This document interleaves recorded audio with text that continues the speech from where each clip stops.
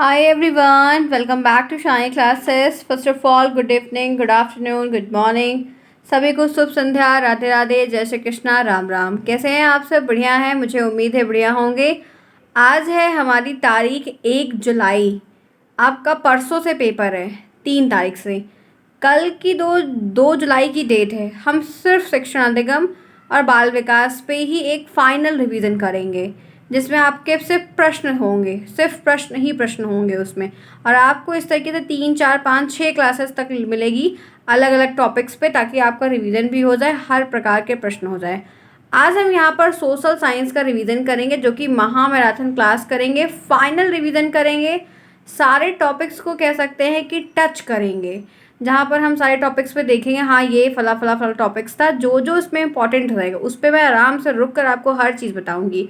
जो चीज़ें नोट्स में एक्स्ट्रा रहेंगी, जो आपके आ सकती हैं, नहीं भी आ सकती हैं, एक संभावना रहेगी, वो चीज़ हम स्किप करते हुए आगे बढ़ें, क्योंकि काफ़ी बड़ा ये सिलेबस होगा। सिलेबस बहुत बड़ा ब्रॉड रहता है एसएसटी का। हर बार 50 नंबर का यह पेपर है, 25 नंबर आपको पासिंग है। अच्छा सब्जेक्ट है, क्योंकि हमें नंबर बढ़िया इसमें मिल जाता है और हम बढ़िया फिर कर ले जाते हैं। तो इसी उम्मीद से आपको यहाँ मैं महा मैराथन की क्लास दूंगी, जहाँ पे आप फाइनल रिवीजन अब मेरे साथ करने वाले हैं।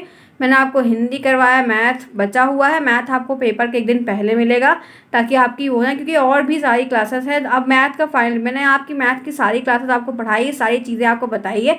आप लोग मैथ की प्लेलिस्ट में जाके पढ़िए। आपको अब मैथ का फाइनल रिवीजन मैथ के 1 दिन पहले मिलेगा, जिसमें पूरी मैथ का रिवीजन रहेगा। बड़ी क्लास होगी 2 ढाई 3 घंटे की, ताकि सारी चीज़ें से आपको बताई जाएंगी। तत्काल पे आप रिवीजन करना है, बाकी सिंपल चीज़ें आपको आती हैं। अब जो होगा पेपर के हिसाब से हम देख लेंगे, ठीक है। तो चलिए आइए शुरुआत करते हैं आज की इस क्लास की। आप जुड़े शालिनी क्लास साथ, मैं हूँ शालिनी। सभी का यहाँ पर स्वागत है। प्लीज़ चैनल को सब्सक्राइब करिए, वीडियोस को लाइक करिए, दोस्तों में जितना हो सके उतना शेयर करिए। आपके छोटे छोटे सपोर्ट बहुत अच्छे होते हैं। जो लोग लेट में इस क्लास को ज्वाइन किए, नहीं जान पाए, वो सेकेंड सेमेस्टर में से गलती बिल्कुल भी ना करें। टाइम पर आए, देखें, सीखें, जानें। आपको बहुत कुछ अनुभव के साथ यहाँ पर सीखने को मिलेगा। आइए शुरुआत करते हैं। तैयार है पूरी क्लास को देखने के लिए? 1 घंटे से ज़्यादा लंबी ये क्लास होगी, तो पेशेंस को बनाए रखिएगा और एकदम शांति के साथ अपनी क्लास को पूरा अटेंड करने का प्रयास करिएगा। चलिए देखते हैं कि क्या है, कहाँ से करनी है शुरुआत।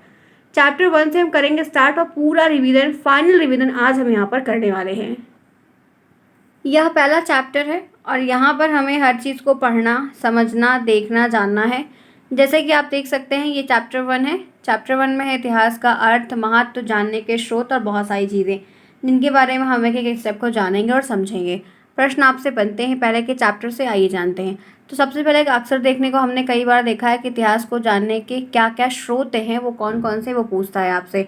आप देख सकते हैं बहुत, ये चित्र देखिए, मिट्टी के बर्तन आपको दिख रहे हैं कुछ अलग तरीके से, मिट्टी की मूर्ति आपको दिख रही है, मोहर आपको दिख रही है, पत्थर के औजार आपको दिख रहे हैं और अन्य सामान आपको दिख रहा है। तो ये एनसीईआरटी का चित्र है, जो मैंने एनसीईआरटी की क्लास 6 की बुक्स यूपी बोर्ड से लिया हुआ है, वहाँ से संबंधित फिगर मैंने उठाए हुए हैं, ठीक है। चलिए, संस्कृत भाषा में इति प्लस हा प्लस आज से मिलकर इतिहास शब्द बना है, जिसका अर्थ होता है जो ऐसा या घट चुका हो, भूतकाल में घटित जितनी घटनाओं का एक संबंधित विवरण जो होता है, वो इतिहास होता है। आपको इतिहास की परिभाषा बहुत बार आपसे पूछेगा, तो आप लिख सकते हैं कि भूतकाल में घटित घटनाओं या उससे संबंधित व्यक्तियों का जो विवरण होता है, वो हमारा जो है इतिहास का कालक्रम या इतिहास कहलाता है। अब इतिहास में कह सकते हैं कि इतिहासकार प्राचीन काल की जानकारी के लिए कुछ निश्चित साधनों की मदद लेते हैं, और उनके जैसे कि उसमें औजार के हिसाब से बताते हैं, जीवाश्म पाते हैं, पात्र पाते हैं, भोजपत्र पाते हैं, आभूषण मिलती है, इमारत मिलती है, अभिलेख मिलता है, चित्र मिलता है, यात्रियों का विवरण मिलता है, जिनसे ये जितनी इतिहास के बारे में जो चीज़ें हम आज पढ़ रहे हैं, जो लोग खोज करते हैं, वो लोग हमको ये बात बताते हैं, क्योंकि उन्होंने चीज़ आके खोजी है, किया है और अपने अनुभव को लिख कर आकर बताया हुआ है, ठीक है। यह 2 वर्गों में डिवाइडेड है, ठीक है। एक पुरातात्विक स्रोत होता है, आर्कियोलॉजिकल सोर्स कहते हैं, एक साहित्यिक, जिसको लिटरेरी सोर्स कहते हैं। 2 प्रकार के स्रोत होते हैं इतिहास को जानने के। कितने स्रोत हैं? 2 प्रमुख स्रोत हैं, एक पुरातात्विक स्रोत है और एक साहित्यिक स्रोत है। आइए इसी के साथ जानते हैं महत्वपूर्ण तथ्य। शिलालेख क्या होता है? बहुत ही एकदम फैक्चुअल चीज़ें देखेंगे। शिलालेख क्या होता है? पत्थरों पर खोद कर लिखी गई बातों को हम शिलालेख कहते हैं। पत्थर के ऊपर जो गढ़ के बातें लिखी गई हैं, उनको हम शिलालेख कहते हैं। आगे बढ़िए। भोजपत्र क्या होता है? एक विशेष प्रकार के पेड़ की भुर्ज भुर्ज की छाल होती है, जो प्राचीन ग्रंथ आदि लिखे जाते थे। उस समय के जो ग्रंथ हुआ करते थे, वो उन पर लिखे गए थे। ताड़पत्र क्या होता है? ताड़ वृक्ष के पत्तों पर रंग और स्याही की सहायता से लिखी गई जो बातें हैं, जो पत्र लिखे गए हैं, वो ताड़पत्र कहलाते हैं। ताम्रपत्र क्या होता है? तांबे के पत्रों पर खोद कर लिखी गई जो बातें होती हैं वो ताम्रपत्र होता है। ताड़पत्र, ताम्रपत्र, भोजपत्र, सभी पत्र अलग अलग है। ठीक है, आपको एक सिंपल सा प्रश्न बनता है, इतिहास को जानने के मुख्य स्रोत कौन कौन से हैं? तो आप लिख सकते हैं इतिहास को जानने के मुख्य स्रोत में पत्थर के औजार हैं, जीवाश्म है, मिट्टी का बर्तन है, शिलालेख है, सिक्के हैं, मोहर है, मंदिर है, मस्जिद है, दुर्ग है, भवन है, भोजपत्र, ताड़पत्र, ताम्रपत्र, पुरातत्व, यात्रियों का वृत्तांत। इतनी सारी चीज़ें हैं जिनके बारे में हम पढ़ के इतिहास के बारे में जानते हैं। आज हमको कितना कुछ पता है इसके बारे में। भोजपत्र क्या होता है भी मैंने ऊपर ही बताया, ये एक वृक्ष है जिसे भुर्ज कहते हैं और उसी के ऊपर ग्रंथ वगैरह लिखा गया है जिसको हम पढ़ते हैं। नेक्स्ट देखिए, इतिहास का अध्ययन जरूरी क्यों? Why study history is necessary? क्यों जरूरी है? तो इतिहास से हमें पुरानी बातें को जानकारी मिलती है। पहले के लोगों का जीवन कैसा था, वे किस प्रकार रहते थे, उन्होंने आग जलाना कैसे सीखा, पहिए की खोज कैसे की, ये सभी संबंधित बातें हमें इतिहास से ही जानकारी मिलती है। इसलिए इतिहास को पढ़ने से हमें अपनी सभ्यता और संस्कृति के बारे में इन्फॉर्मेशन मिलती है। इतिहास में राजा महाराजा से लेकर जन सामान्य की जितनी भी जानकारियाँ होती है वो हमें यहाँ पर मिलती है और जिसकी वजह से हम उनसे अनुभव के आधार पर उनकी कही हुई बातों के अनुसार पर सुधार करके उन्नति करने का प्रयास करते हैं अपने जीवन में। चौथा क्वेश्चन आपके है, ऐतिहासिक धरोहर की सुरक्षा हमें क्यों करनी चाहिए? तो ऐतिहासिक धरोहर जिससे हमें अपने अतीत और अपनी सभ्यता और संस्कृति की जानकारी मिलती है उसको हमको सुरक्षित करके रखना ज़रूर चाहिए। आगे बढ़िए इसी के साथ, इसीलिए म्यूजियम्स वगैरह होते हैं। पांचवा प्रश्न है, शैल चित्र क्या है, वह मध्य प्रदेश में कहाँ पर मिलते हैं? शैल चित्र क्या होता है? तो आदि मानवों के द्वारा अपने भाव को व्यक्त करने के लिए शिलाओं और पत्थरों पर शैल बनाए गए चित्रों को शैल चित्र कहते हैं। शैल का मतलब पत्थर होता है, पत्थर के ऊपर जो चित्र बनाए गए हैं उनको शैल चित्र कहते हैं। बहुत पहले लोग जब लिखना पढ़ना नहीं जानते थे तब वे चित्र बातें अपनी बातों को चित्र बनाकर कहते थे। आदि मानव काल में चित्र गुफाओं में बनाए हुए मिले हुए हैं, इसलिए इस काल को चित्र को शैल चित्र कहते हैं। और मध्य प्रदेश के भोपाल, ठीक है, भीमबेटका के पास में शैल चित्र ज़्यादा देखने को मिलते हैं। यह विश्व का सबसे बड़ा शैल चित्र स्थल है। इसके अलावा मध्य प्रदेश के विंध्याचल और सतपुड़ा की पहाड़ियों में भी बहुत सारे शैल चित्र आपको देखने को मिलेंगे। आगे बढ़िए, भारतीय पुरातत्व लेखों के स्रोत में अभिलेख क्या होता है? अभिलेख से आप क्या समझते हैं? अभिलेख प्राचीन इतिहास का अध्ययन करने के लिए सर्वाधिक प्रामाणिक और विश्वसनीय स्रोत है। इन अभिलेखों में वर्णित लेख तत्कालीन राजा, उनके राज्य, कला की संस्कृति आदि का प्रकाश डालते हैं और ऐसे अभिलेखों में तत्कालीन राज्य, उनके राज्य से संबंधित जानकारी, कार्यकाल, उनके द्वारा किए गए कार्यों का जिक्र होता है जिनके बारे में हम अभिलेख में जानते हैं। ताम्रपत्र लेख, भोजपत्र लेख, मूर्ति लेख, बहुत सारे ऐसे लेख होते हैं। स्मारक क्या होता है? प्राचीन भवन, मूर्तियाँ आदि भी भारत के प्राचीन इतिहास के अध्ययन को जानने में महत्वपूर्ण भूमिका निभाते हैं और इन प्राचीन भवन, स्मारक, मूर्तियों में अंकित चित्र और कलाकृति भारत में तत्कालीन कला, स्मृति और धर्म विश्वास पर प्रकाश में प्रभाव डालते हैं। सिक्के क्या होते हैं? भारत के प्राचीन इतिहास के अध्ययन के लिए सिक्के भी बहुत महत्वपूर्ण भूमिका को निभाते हैं। ये सिक्के तत्कालीन राजनीतिक, धार्मिक, आर्थिक, कला के दृष्टिकोण से बहुत ही ज़्यादा महत्वपूर्ण होते हैं और मुद्राओं से तत्कालीन राज्य की आर्थिक स्थिति के बारे में हमें जानकारी भी मिलती है। मुद्राएं सोने की थी, चांदी की थी, तांबे की थी, मिश्र धातु की बनी होती थी और धातु के आधार पर सिक्कों की बनावट और उसकी आर्थिक स्थिति का भी हमें पता चलता था। तो सिक्के क्या होते हैं, सब क्या होता है, सारे प्रश्न बनते हैं, आपको छोटे छोटे आंसर्स लिखने होंगे। आइए बात करते हैं कुछ फॉरेन के जो ट्रेवलर आए थे उनका। मेगास्थनीज का नाम तो बहुत सुना होगा आपने, वो क्या थे? तो कह सकते हैं कि मौर्यकालीन इतिहास, मॉडर्न हिस्ट्री के जानने का सबसे बड़ा स्रोत मेगास्थनीज के द्वारा लिखी गई इंडिका पुस्तक है। इंडिका में मौर्यकालीन के बारे में बहुत कुछ लिखा है। मौर्यकाल के बारे में ना आप नेक्स्ट सेमेस्टर में पढ़ोगे। मेगास्थनीज यूनानी का था और वो यूनान के शासक सेकुलस का राजदूत था जो चंद्रगुप्त के दरबार में आया था। 302 ईसा पूर्व से लेकर 298 में आया था और मौर्य साम्राज्य की उस समय जो राजधानी थी वो पाटलिपुत्र में रुक कर रहा था। ठीक है, आगे बढ़िए। फयान आया था। फयान कौन था? फयान एक चीनी बौद्ध यात्री चंद्रगुप्त द्वितीय के समय में भारत में आया था। इसका मुख्य उद्देश्य बौद्ध ग्रंथों का अध्ययन करके अनुशीलन करना था। धार्मिक प्रवृत्ति होने के कारण इसने भारत में धार्मिक आस्था का, अवस्था का, विशेषकर बौद्ध धर्म की स्थिति के बारे में खूब ज़्यादा पढ़ा। उसको बौद्ध में ज़्यादा इंटरेस्ट था। चाइना वाले बौद्ध ही तो हैं और यहाँ पर अपने वृत्तांत में वहाँ भारतीय सम्राट के नाम का उल्लेख तक नहीं करता था। ठीक है, बहुत देखो जो वर्णन मिला है ना, सबने अच्छाई तो जो लिखी हुई नोट में लिखी हुई, लेकिन बुराइयाँ भी खूब भर भर के की हुई हैं। आगे बढ़िए। हेनत्यांग कौन था? ये भी चाइना का था। खाली थे, चाइना वाले चले आए थे, ये भी खाली था। ठीक है, हर्षवर्धन के शासनकाल, किसके शासनकाल में आया था, ये प्रश्न बनता है आपसे। ये 14 वर्ष तक भारत में रहा था। सोच लो, 14 साल तक रहा था। पूरे भारत को घूम घूम के वो देखा और कुछ सम्राट हर्षवर्धन के दरबार कन्नौज में रहा। अपने अनुभव से सी यू की नामक एक पुस्तक लिखी थी। इसकी किताब का नाम सी यू की था और हेनत्यांग का विवरण ऐतिहासिक दृष्टिकोण से कहीं अत्यधिक तथ्यात्मक भी था। ठीक है, आगे बढ़ो। हेनत्यांग के अनुसार सम्राट सीलदित्य हर्ष अपने राज में 3/4 आय धार्मिक कार्यों में व्यय करता था। सती प्रथा का प्रचलन था, उसके बारे में बताया। दंड विधान कठोर था, वो बताया। लोग ईमानदार थे, मांस प्याज और मद्यपान का सेवन नहीं करते थे। उस समय हेनत्यांग को तीर्थयात्रियों का राजकुमार भी कहा गया था। ठीक है, आगे बढ़िए। चलिए, इत सिंह भी आए थे। ये बौद्ध यात्री थे। ठीक है, इन्होंने अपनी पुस्तक बौद्ध भिक्षुओं की आत्मकथाओं में समकालीन भारत का वर्णन किया है। आगे बढ़िए। अलुबर्नी भी आए थे। ये 11वीं शताब्दी में महमूद गजनवी के दरबारी, उसके साथ साथ भारत आया हुआ था। अपने ग्रंथ तहकीकात ए हिंद में उसने भारत के संबंध में अपना विस्तृत वर्णन दिया है। अलुबर्नी के अनुसार भारतीय समाज 16 जातियों में डिवाइडेड था और उनकी किताबों में ब्राह्मण को विशेष अधिकार दिया गया था। वैश्य जाति की दशा में गिरावट थी। बाल विवाह, सती प्रथा, विधवा विवाह, ये सारी चीज़। ब्राह्मण सर्वोपरि हर जगह फिलहाल तब से लेके रहे हैं और आज भी है। ठीक है, चलो आगे आ जाओ। मतलब तब से जो एक वर्णन, जो एक वर्ग बटा हुआ है, तब से वो चीज़ अभी तक चली आ रही है, मेरा ये कहना है। बाकी कौन क्या है ये मैं नहीं कह रही हूँ। मार्को पोलो में क्या है? मार्को पोलो ये इटली के यात्री हैं। ठीक है, 13वीं शताब्दी में विश्व भ्रमण के दौरान निकले थे और 1292 में लेके भारत में पांड्य राज के बंदरगाह के आसपास में रहे हैं और काफ़ी समय तक रहे हैं। इन्होंने भी अपनी किताबों को लिखा हुआ है, भ्रमण किया हुआ है, विदेश व्यापार और वाणिज्य का वर्णन किया हुआ है। कुछ कुछ चीज़ें कभी कभी आती हैं। चलो आ जाओ, अब बात कर लेते हैं कुछ रिलीजियस लिटरेचर की, जिसको कहते हैं धार्मिक साहित्य। अब ये क्या क्या है? तो सबसे पहले जो जानकारी मिलती है वेद से। वेद बहुत इंपॉर्टेंट है।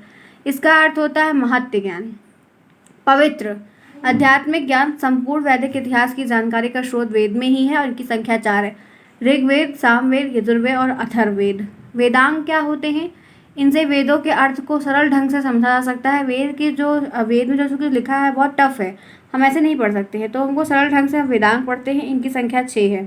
ठीक, जो 6 है वो कौन कौन सा? शिक्षा, कल्प, व्याकरण, निरुक्त, छंद, ज्योतिष। भूलना नहीं, शिक्षा, कल्प, व्याकरण, निरुक्त, छंद, ज्योतिष। शिक्षा, कल्प, व्याकरण, निरुक्त, छंद, ज्योतिष। बिल्कुल नहीं भूलेगा, छवों के नाम आपको याद होने चाहिए। ब्राह्मण ग्रंथ क्या होते हैं? वेदों के गद्य के रूप में की गई सरल व्याख्या को ब्राह्मण ग्रंथ कहते हैं। अरण्यक क्या होते हैं? जिनकी रचना जंगलों में की गई, इसे ब्राह्मण ग्रंथ भी कहा गया है। अंतिम हिस्सा माना जाता है ब्राह्मण ग्रंथ, जिसमें ज्ञान और चिंतन की प्रधानता के बारे में वर्णन है। उपनिषद क्या होते हैं? ब्रह्म विद्या प्राप्त करने के लिए गुरु के समीप बैठना, इन्हें वेदांत भी कहा जाता है और उसी में सारी चीज़ें लिखित होती हैं। सब में कुछ न कुछ बताया गया है। ठीक है, महाकाव्य की अगर बात कर ले तो रामायण और महाभारत 2 प्राचीनतम महाकाव्य हैं। ठीक है, 2 प्राचीनतम भारत के महाकाव्य हैं, एक रामायण एक महाभारत। उपलब्ध साक्ष्यों के आधार पर रचनाकाल के 4वीं शताब्दी से लेके बहुत सारी चीज़ों के बीच में बना है और सब कुछ लिखा है उसमें। अगर हम रामायण की बात करते हैं, इसके रचनाकार महर्षि वाल्मीकि जी हैं। संस्कृत भाषा में इन्होंने लिखा था। 24,000 श्लोक उसमें थे। तत्कालीन भारत की राजनीतिक, सामाजिक, धार्मिक स्थितियाँ, तो उनकी जानकारी हमको वहाँ से पढ़ने में बहुत मिलती है। और महाभारत की अगर हम बात करते हैं, इसका आरंभ जय संहिता था। ठीक है, इसका आरंभ में इसका नाम जय संहिता था। इसके रचनाकार महर्षि वेद व्यास हैं। इन्होंने जो है 8,800 श्लोक लिखे थे, लेकिन वर्तमान में कुल जो है कह सकते हैं कि इनके पास जो है 1,00,000 सूत्र हो गए हैं। ठीक है, कितने हो गए? और जिसमें कुल 18 पर्व वगैरह कहें। ये संख्या फिलहाल वहीं लिखने को आएगी, लेकिन ध्यान रखना आराम से। 1,00,000 है ना? हाँ, 350। चलो आगे। ठीक है, देखो बौद्ध साहित्य में क्या है? मूल रूप से 4 भागों में डिवाइडेड है। जातक, पिटक, पाली एवं संस्कृत। बौद्ध साहित्य में 4 तरीके से डिवाइडेड, एकदम क्लियर डिवाइडेड। जातक, त्रिपिटक, पाली और संस्कृत। जातक क्या है? यह बौद्ध का एक पवित्र ग्रंथ है जो 550 कथाओं का एक संग्रह है। इसमें महात्मा बुद्ध के द्वारा पूर्व जन्मों की कहानी वर्णित है और जनता की चित्रकारी की जातक कहानियां भी इसमें दर्शाई गई हैं। त्रिपिटक क्या है? त्रिपिटक 3 भाषा का प्रकृत वर्णन है। सुत्त पिटक, विनय पिटक, अभिधम पिटक। पाली ग्रंथ में प्राचीनतम बौद्ध ग्रंथ पाली भाषा में लिखी गई है। ठीक है, और एक इसमें महावंश का भी नाम है। इसमें मगध के राजाओं का क्रमबद्ध सूची वर्णन किया गया है। ये बौद्ध धर्म के बारे में। बात कर लो नया टॉपिक जैन साहित्य में। ये प्राकृत और संस्कृत भाषा में है। इनमें आगम कहा जाता है। किसे आगम कहा गया? जैन साहित्य को। इसमें अचराग सूत्र है जो जैन भिक्षुओं के विधि निषेध के बारे में आचार विचारों का वर्णन करते हैं। भगवती सूत्र है, इसमें महावीर स्वामी के जीवन और उनकी समकालिक स्थितियां, वर्णन, संबंध जो कुछ भी है, और 16 महाजनपदों का भी भगवती सूत्र में वर्णन मिलता है। अब बात कर लेते हैं धर्मेतर साहित्य की। नॉन रिलीजियस ये क्या होता है? अर्थशास्त्र। आचार्य चाणक्य, विष्णुगुप्त या कौटिल्य के द्वारा संस्कृत भाषा में रचित ग्रंथ को भारतीय राजनीति का पहला भारतीय ग्रंथ माना गया है। 6000 श्लोक इस ग्रंथ में लिखे हैं जो मौर्य काल की राजनीतिक, सामाजिक, आर्थिक, धार्मिक स्थिति का वर्णन करते हैं पूरे तरीके से। मुद्रा राक्षस क्या है? विशाखा दत्त की। मुद्रा राक्षस किसकी रचना है? विशाखा दत्त की। प्रश्न बनता है, ध्यान रखिएगा। रचित नाटक चंद्रगुप्त मौर्य का है और गुरु चाणक्य के द्वारा नंद वंश के पतन के बाद मौर्य वंश की स्थापना का उसमें पूरा वर्णन मिला है। ये मेरी वह नोट्स के टॉपिक्स हैं जो पेड बच्चों ने लिए हैं। आप सभी बच्चे यहाँ पर देख रहे हैं और डेमो देख लीजिएगा, क्योंकि आप लोग बहुत कहते हैं मैम डेमो, तो आप लोग यहाँ क्लास ले रहे हैं तब सेकंड में मुझे उम्मीद है कि आप डेमो नहीं कहेंगे कि क्या है। यही है, देख लीजिए, जो पसंद आए, जो निर्णय सेकंड में ले लीजिएगा कि आपको यह चीज़ें लेकर करनी है या बुक आपको प्रेफरेबल, जो आपको प्रेफरेबल लगे, सही लगे, वो निर्णय आप सेकंड में ज़रूर लीजिएगा। आगे बढ़ते हैं। हर्षचरित। सम्राट हर्ष की राजकवि प्राणभट्ट द्वारा रचित इस ग्रंथ से हर्ष के जीवन में तत्कालीन भारतीय इतिहास के बारे में जानकारी मिलती है। हर्ष चरित्र से। राजतरंगिणी क्या है? कल्हड़ के द्वारा रचित पुस्तक का संबंध कश्मीर के इतिहास से है और इसमें भारतीय इतिहास का प्रथम प्रमाणिक ग्रंथ भी माना गया है, संज्ञा दी गई है। अष्टाध्यायी क्या होता है? पाणिनि के द्वारा रचित संस्कृत व्याकरण की यह प्रथम प्रमाणिक पुस्तक है जिसको अष्टाध्यायी का नाम दिया गया है या अष्टाध्यायी की संज्ञा दी गई है। भारतीय प्रश्न है, भारतीय समाज मुख्य रूप से कितने भागों में डिवाइडेड था? 4, ब्राह्मण, क्षत्रिय, वैश्य और शूद्र। ठीक है, चलिए आगे बढ़ते इसी के साथ। स्रोतों के रूप में धार्मिक साहित्य को कितने उपवर्गों में विभाजित किया गया है? तो हिंदू धर्म से संबंधित साहित्य भी है, बौद्ध धर्म से संबंधित साहित्य है, जैन धर्म से संबंधित साहित्य 3 में। सबसे प्राचीन वेद कौन सा है? तो ऋग्वेद। पुराणों की संख्या कितनी मानी जाती है? 18 मानी जाती है। ऋग्वेद के पश्चात कितने ग्रंथों की रचना हुई है? सामवेद, यजुर्वेद, अथर्ववेद, ब्राह्मण, आर्यक, उपनिषद, ये सभी के सभी क्या है? ग्रंथ हैं। बौद्ध के प्राचीन जो ग्रंथ है उसका नाम क्या है? तो सुत्त पिटक, विनय पिटक, अभिधम। त्रिपिटक का नाम यही है, सुत्त पिटक, विनय और अभिधम। दक्षिणी बौद्ध मत के ग्रंथ का नाम क्या है? तो दीपवंश और महावंश। चीनी यात्री फयान किसके शासन में भारत आया था? चंद्रगुप्त द्वितीय के समय यह भारत आया था।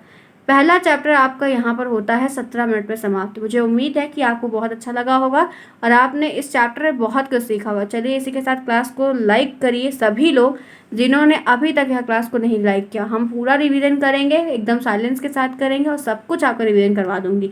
ये फुल एंड फाइनल रिवीजन होगा। ठीक है, क्लियर है, समझ में आई बातें? अब आइए शुरुआत करते हैं दूसरे चैप्टर की कि यहाँ पर क्या क्या चीज़ें दी गई हैं दूसरे चैप्टर में, जहाँ पर हमें पृथ्वी पर मानव की जो उत्पत्ति और विकास वगैरह है, कैसे हुआ है, क्या हुआ है, इस चैप्टर के दूसरे चैप्टर हमें सब कुछ यहाँ पर समझना है। तो चलिए स्टार्ट करते हैं अपने दूसरे चैप्टर को। चलिए फ्रेंड्स फिर देखते हैं दूसरे चैप्टर का जो नाम है वो है मानव पर उत्पत्ति का विकास और ये सारी चीज़ें। तो हम लगभग देख सकते हैं कि 4 अरब वर्ष पहले ये सारी चीज़ें शुरुआत हुई थी। काफ़ी कुछ नाम होमोसेपियंस वगैरह वगैरह था। ठीक है, खोज जब हुई थी तो उसके पहले की ये सारी बातें हैं। तो ये हमारे काम की फ़िलहाल अभी तत्काल में नहीं है, बाकी जानने के लिए, पढ़ने के लिए बहुत कुछ रहता है। आइए जानते हैं प्रागैतिहासिक काल होता क्या है। तो प्रागैतिहासिक काल कहिए या पाक इतिहास काल का एक ही है, प्री हिस्टोरिक कहिए या प्री हिस्टोरिक टाइम्स कहिए। इस काल में आपसे पूछता है प्रश्न कि यह क्या होता है, आप क्या समझते हैं? इस काल में मनुष्य ने घटनाओं का कोई लिखित वर्णन नहीं मिला या नहीं रखा गया। इस काल में विषय में जो भी जानकारी मिली, वह उपकरण जो मिले हैं, सामान जो मिले हैं या मिट्टी के बर्तन या जो भी अवशेष मिले हैं, उन्हीं सबसे जानकारी है। और उनको मिलने के बाद लोगों ने एक अनुमान लगा के यह बात बता दी कि ये भी हुआ करता था, ये भी चीज़ें थी, लेकिन कोई लिखित विवरण नहीं मिला जैसे और सारे कालों में देखने को मिला है। तो प्रागैतिहासिक काल हम उसी काल को कहते हैं जिसकी जानकारी के कोई लिखित साक्ष्य या लिखित कोई किताबें, ग्रंथ या कोई भी रचनाएं, कुछ भी लिखित नहीं मिला है। आगे बढ़िए। आद्य ऐतिहासिक काल क्या होता है? इस काल में लेखन कला के प्रचलन तो हो गए थे, लेकिन जो लेख लिखा गया था इस समय के उसको पढ़ा नहीं गया। वो पढ़ना आसान नहीं था, उसकी जो लिपि थी काफ़ी कठिन थी, लोगों ने उसको पढ़ ही नहीं पाए। आगे बढ़िए। ऐतिहासिक काल किसे कहते हैं? ऐतिहासिक काल से आप क्या समझते हैं? तो मानव विकास के उस काल को इतिहास कहा जाता है जिसके लिखित विवरण उपलब्ध हैं। हम इतिहास का काल उसी को कहते हैं जिसका लिखा हुआ वर्णन हमको मिलता है। और मनुष्य की कहानी आज से लगभग 10,000 वर्ष पहले है कि ज्ञानी मानव जो कह सकते हैं कि होमोसोपियंस का प्रवेश इस धरती पर बहुत समय पहले हुआ था। प्रागैतिहासिक काल किसे कहते हैं? सबसे पहले भारत में पाषाण काल का अध्ययन एक ब्रिटिश के भूवैज्ञानिकों ने किया था जिनका नाम रॉबर्ट विस्फुट था। उन्होंने इनके द्वारा ही सबसे प्राचीन भारत में बहुत सारी चीज़ों की विषय की खोज की गई थी। और हम कह सकते हैं कि वैश्विक स्तर पर 1820 में जॉर्गेन्सन थॉमसन नाम थे, इन्होंने 3 कालों में इसको बाँटा। ठीक है, जॉर्गेन्सन थॉमस नाम के व्यक्ति थे, इन्होंने इसको 3 कालों में बाँटा था। फिलहाल ऐसा कोई प्रश्न नहीं बनेगा, सिर्फ जो काल है वो जानो। प्रसारण काल किसे कहते हैं? कांस्य युग सभ्यता, कांस्य युग किसे कहते हैं? सभ्यता दूसरी चीज़ है। और लौह युग किसे कहते हैं? ये प्रश्न आपको बनता है, तो अब एक एक करके जानेंगे। तो सबसे पहले जानते हैं कि प्रसारण युग होता क्या है। जिस काल ने मनुष्य के द्वारा अपनी सुविधाओं और अपने कार्य को करने के लिए पत्थरों का हम उपयोग करते, तो प्रसारण, आप पत्थर का यूज़ ले रहे हो अपने काम को अच्छा करने के लिए, तो वो स्टोन एज में आ जाएगा। आगे बढ़ते हैं इसी के साथ। ब्रॉन्ज युग किसे कहते हैं? ब्रॉन्ज एज किसे कहते हैं? कांस्य युग क्या होता है? जिस काल में मनुष्य के द्वारा अपनी सुविधाओं और कार्य को करने के लिए कांस्य की धातुओं का प्रयोग किया गया, उनका प्रयोग करके अपने काम को पूर्ण किया गया, तो वो कांस्य युगीन में आ गया। ठीक है, इसीलिए कांस्य सिंधु घाटी सभ्यता को जो हम देखते हैं, इतना जानते हैं, वो कांस्य युगीन सभ्यता है। ध्यान रखिएगा कि सिंधु घाटी सभ्यता एक कांस्य युगीन सभ्यता भी कही जाती है। लौह एज किसे कहते हैं? इस काल मनुष्य के द्वारा सुख सुविधाओं के कार्य लोहे की धातु का जो प्रयोग किया, लौह एज में आता है। और ये कह सकते हैं कि उत्तर वैदिक काल के बाद भारत में लौह युग की शुरुआत हुआ। उत्तर वैदिक काल जब बीत गया, उसके बाद से इसकी शुरुआत को माना गया है। आगे बढ़िए, प्रसारण काल क्या होता है? प्रसारण काल को हम उस समय के मनुष्य के रहन सहन, तौर तरीके, अस्त्र शस्त्र बनाने की कला और विभिन्न घटनाओं के आधार पर 3 भागों, प्रसारण काल यानी कि पत्थरों का काल होता है, इसको भी हम 3 भागों में बांट दिए हैं। पूरा प्रसारण काल, मध्य प्रसारण काल और नव प्रसारण काल। अब एक एक को जानेंगे ये है क्या। तो देखिए, पूरा प्रसारण काल तीनों का एक क्रम मैंने बांटा। तो अगर हम काल की बात करते तो 25 लाख ईसा पूर्व से लेके लगभग 10,000 तक रहा है। मध्य प्रसारण की अगर हम बात मानते हैं तो 10,000 ईसा पूर्व से लेके 4,000 रहा है। नव प्रसारण की बात मानते हैं तो 4,000 से लेके 1,000 ईसा पूर्व इनका बंटवारा हुआ है। तो हो सकता है कि इनकी जो ये काल के टर्म की जो तारीख है, उनसे प्रश्न बन जाए। पहले चरण में कह सकते हैं कि पूरा प्रसारण काल, मध्य प्रसारण काल, नव प्रसारण काल, उच्च प्रसारण काल जो बटे हुए हैं, उसमें लक्षण की बात करो तो आखेटक का कर रहा है पूरा सब कुछ, शिकारी रहे हैं, खाद्य संग्राहक कहलाए हैं। ठीक है, प्रसारण काल में। मध्य प्रसारण काल में जब आए हैं तो आखिर शिकारी भी हुए हैं, पशुपालक हो गए। फिर जब लास्ट वाले में आए हैं नव प्रसारण काल में, तो कृषि की व्यवस्था की खोज हुई, पशुपालन की व्यवस्था हुई, समाज में स्थायी निवास भी बनाना प्रारंभ कर दिए थे। औजार की अगर हम बात करते हैं तो क्वार्टजाइट नाम का, ठीक है, पहला पूरा प्रसारण काल में क्वार्टजाइट नाम का पत्थर इनके पास औजार था। सल्क नाम का था, ब्लेड नाम के हथियार थे, ब्लेड के हथियार ये सब हुआ करते थे। आगे जब ये बढ़े तो सूक्ष्म पत्थर और माइक्रोलिथिक पत्थरों के हथियार इनके पास हो गए। और जब और आगे बढ़े तो स्लेट के पत्थरों के हथियार इनके पास होने लगे थे, या उसको ही प्रयोग करके ये बनाने लगे थे। आगे बढ़िए, महत्व की बात करो तो यहाँ पे कह सकते हैं कि अलग अलग जगह पे ये रहे हैं। अतिरपक्कम एक जगह है तमिलनाडु में, वहाँ पर रहे हैं। हथनेर की हम बात करते हैं, हथनोरा की मध्य प्रदेश में, वहाँ पर रहे हैं। भीमबेटका मध्य प्रदेश में रहे, मिर्ज़ापुर उत्तर प्रदेश में रहे हैं। और अगर हम मध्य प्रसारण की बात करते हैं तो चौपानी मांडो उत्तर प्रदेश में रहे हैं, सराय नहर में उत्तर प्रदेश में रहे हैं, बागौर के राजस्थान में रहे हैं। अगर नव प्रसारण की बात करो तो बुरदुहुम कश्मीर में, गुफक कराल कश्मीर में, चिंदार बिहार, कोलडीवा उत्तर प्रदेश में, मेहरगढ़ बलूचिस्तान में, ये अलग अलग जगह पर इनके महत्वपूर्ण स्थल उस समय में पाए गए हैं। आगे बढ़िए, इसी के साथ आग की खोज हुई थी पूरा प्रसारण काल में, आग का व्यवहारिक उपयोग हुआ था मध्य प्रसारण काल में। पहिए की खोज और किसानी का जो खोज था, पशुपालन था, समाज का निर्माण था, ये नव प्रसारण काल में हुआ था। तो खोज वगैरह संबंधित प्रश्न आपसे पूछे जाते हैं कि ये चीज़ कब बनी या कब हुआ था। क्लियर। आगे बढ़िए, आप देख सकते हैं ये लोग पत्थरों से ही खेलते थे। देखो ये इनका खेलना, पढ़ना, फूलना, मतलब सब कुछ सही है। देखो मांस वांस मार के ले आ रहे बच्चे हैं। कपड़े उपड़े का भी कोई खास उस समय नहीं रहा, जितनी जानकारी थी उतना ही लोग करते थे। आगे बढ़िए, चलिए कुछ डिटेल में और जानते हैं ताकि आपको और अच्छे से समझ में आ जाए। तो ये देखिए प्रसारण काल के औजार, पत्थर देख सकते हैं आप कैसे हैं, कोई शेप फिक्स नहीं है, जो जैसा बन गया इस तरीके से। पूरा प्रसारण काल का समय 25 लाख वर्ष से लेकर 10,000 ईसा पूर्व तक माना जाता है। इसी काल में इसका विकास हुआ है। पूरा प्रसारण काल में मनुष्य एक आदिमानव के समान अपना जीवन व्यतीत करता था, जंगल में रहता था, शिकार करता था, इसलिए इसको आखेट भी कहा गया। और यही काल मनुष्य का सबसे मुख्य कार्य जो है पेशा भी था, शिकार करना। इसके साथ ही साथ हम कह सकते हैं कि इस काल के लोग शिकार करने के साथ खाद्य संग्राहक भी हुआ करते थे, भूमिका को भी निभाते थे, जिसका अर्थ है कि अपने भोजन के लिए एक स्थान से दूसरे स्थान भटकते रहते थे। यदि आप समझ सकते हैं तो ये बात, एक जंगल में रहने पर सारी चीज़ खत्म, एक दिन तो समाप्त हो जाएगी, तो आप नए स्थान को तो खोजोगे ही खोजोगे ना। तो इस प्रकार इस काल के मनुष्य एक आखेटक, शिकारी और खाद्य संग्राहक की भूमिका भी निभाते थे। और साथ ही साथ काल ने मनुष्य के कृषि और पशुपालन की जानकारी वगैरह भी जो भी थी, ये चीज़ें हुआ करती थी। इस काल में मनुष्य ने अलग अलग ये औजार बनाए थे, क्वार्टजाइट, सल्क और ब्लेड के हथियारों का प्रयोग करके। ठीक है, भारत के वह मुख्य स्थल जहाँ पर पूरा प्रसारण काल के पुरातात्विक स्रोत प्राप्त हुए उनके कुछ नाम। तो भीमबेटका में हुए हैं, नर्मदा घाटी मध्य प्रदेश में हुए हैं, ठीक है। प्राचीनतम चित्रकारी भी प्राप्त हुई है, बहुत सारे प्रमाण या साक्ष्य भी वहाँ पर मिले हुए हैं। मिर्जापुर में है, कोलडीवा में है। तो आप ऐसे बहुत सारे स्थानों के नाम, स्थल के नाम बता सकते हैं। आगे बढ़िए, मध्य प्रसारण काल मीसोलिथिक एज क्या होता है? इसका टाइम ड्यूरेशन है वो 10,000 से लेकर 4,000 तक रहा है। इस काल में मनुष्य ने शिकारी और खाद्य संग्रह की भूमिका निभाई, साथ ही साथ पशुपालन भी शुरू। पहले क्या था, पूरा प्रसारण काल में जानवरों को नहीं पालते थे। मध्य प्रसारण काल में जानवरों को पालने लगे और सबसे पहले कुत्ते को पाला था, क्योंकि कुत्ता शिकार की सुरक्षा के लिए काफ़ी उपयोगी पशु था। नव प्रसारण काल या उत्तर प्रसारण काल दोनों एक ही चीज़ है। नव प्रसारण काल के औजार कुछ इस तरीके से आप देख सकते हैं, अलग अलग विभिन्न बहुत जानकारियाँ हो गई थी तो बहुत कुछ करते थे। नव प्रसारण काल का समय 10,000 से लेकर 1,000 ईसा पूर्व रहा है। इस काल में मनुष्य कृषि की खोज कर ली थी, पशुपालन एक व्यवस्थित रूप दे दिया था। इसके साथ ही मनुष्य एक जगह व्यवस्थित रूप से बसने लगे थे, क्योंकि अब कृषि करने लगे थे और कृषि को बचाने के लिए वहाँ पर रहना अनिवार्य रहता था। तो इसलिए वो एक स्थान या एक स्थल पर टिक कर रहने लगे थे। और इनके जो औजार वगैरह थे स्लेट के पत्थरों का प्रयोग करके बनाए गए थे। आधुनिक मनुष्य या ज्ञानी होमोसेपियंस के नाम से बनी थी और शुरुआत भी यही सब कुछ हुई थी। बहुत सिंपल है, एक बार स्टोरी के रूप में अगर कहानी के तरीके से समझने का प्रयास करोगे तो आराम से समझ लोगे आप लोग। चलिए इसी के साथ आगे बढ़ते हैं, ठीक है। जितनी इंपॉर्टेंट चीज़ें वो बता दे रहे हैं। अगर मुख्य स्थल की बात करो तो बुर्ज होम है कश्मीर का, ठीक है। तो ये सारी चीज़ें आपको ध्यान से रखनी होगी। गर्तवास, गड्ढे में रहने वाले साक्ष्य बहुत सारे मिले हुए हैं, ठीक। ये सारी चीज़ें आपको ध्यान रखनी होगी। आगे बढ़िए, आप देख रहे हैं मैंने कुछ प्रश्न भी बीच में ऐड किया हुआ है। प्रागैतिहासिक काल से क्या है, प्रागैतिहासिक क्या है, आप इसे क्या समझते हैं? तो प्रागैतिहासिक काल में हमने देखने को मिलता है इस काल में बहुत कम, यूं ही कहें ना के बराबर लिखित स्रोत हमें प्राप्त हुए हैं, और सिर्फ पुरातात्विक स्रोत जो मिले भी हुए हैं, वो जो सामान मिले उसी के हिसाब से हम उसको आकलन करके बताते हैं। दूसरा प्रश्न है, प्रागैतिहासिक काल को कितने काल में बांटा गया या क्या क्या कहते हैं? तो प्रसारण काल को भी हम मनुष्य के रहन सहन तौर तरीके के हिसाब से करते हैं और इसको 3 कालों में बांट दिए, पूर्व प्रसारण काल, पूरा प्रसारण, मध्य प्रसारण और नव प्रसारण, ठीक है। लिख देना ऐसे सेम। पूरा प्रसारण काल की विशेषता क्या है? उत्तर में आप बताएंगे, इस काल में मानव मुख्यतः आखेटक शिकारी पर निर्भर हुआ करते थे, अपना भोजन कच्चा मांस और कंदमूल फल खाया करते थे।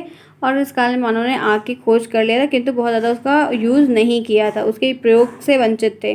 चौथा प्रश्न है, प्रसारण काल में मानव के 2 प्रमुख व्यवसाय क्या थे? तो उनका व्यवसाय जो था वो शिकार करना था, ठीक है, ध्यान रखना। तब मानव शिकार करके कंदमूल फल खाते थे, अपना पेट वगैरह मांस वगैरह खा के भरते थे। मध्य प्रसारण काल के औजार क्या थे? प्रश्न ऐसे बनेगा। तो मध्य प्रसारण काल के जो औजार थे वो फलक, पॉइंट, खुरचने या उत्कीर्ण टाइप के, चंद्राकार, त्रिभुजाकार, बैथनी, अलग अलग प्रकार के सूक्ष्म प्रसारण उपकरण थे। और कह सकते हैं कि मनुष्य के विकास के अध्याय में पूरा प्रसारण काल नव प्रसारण काल के मध्य में यह आता है।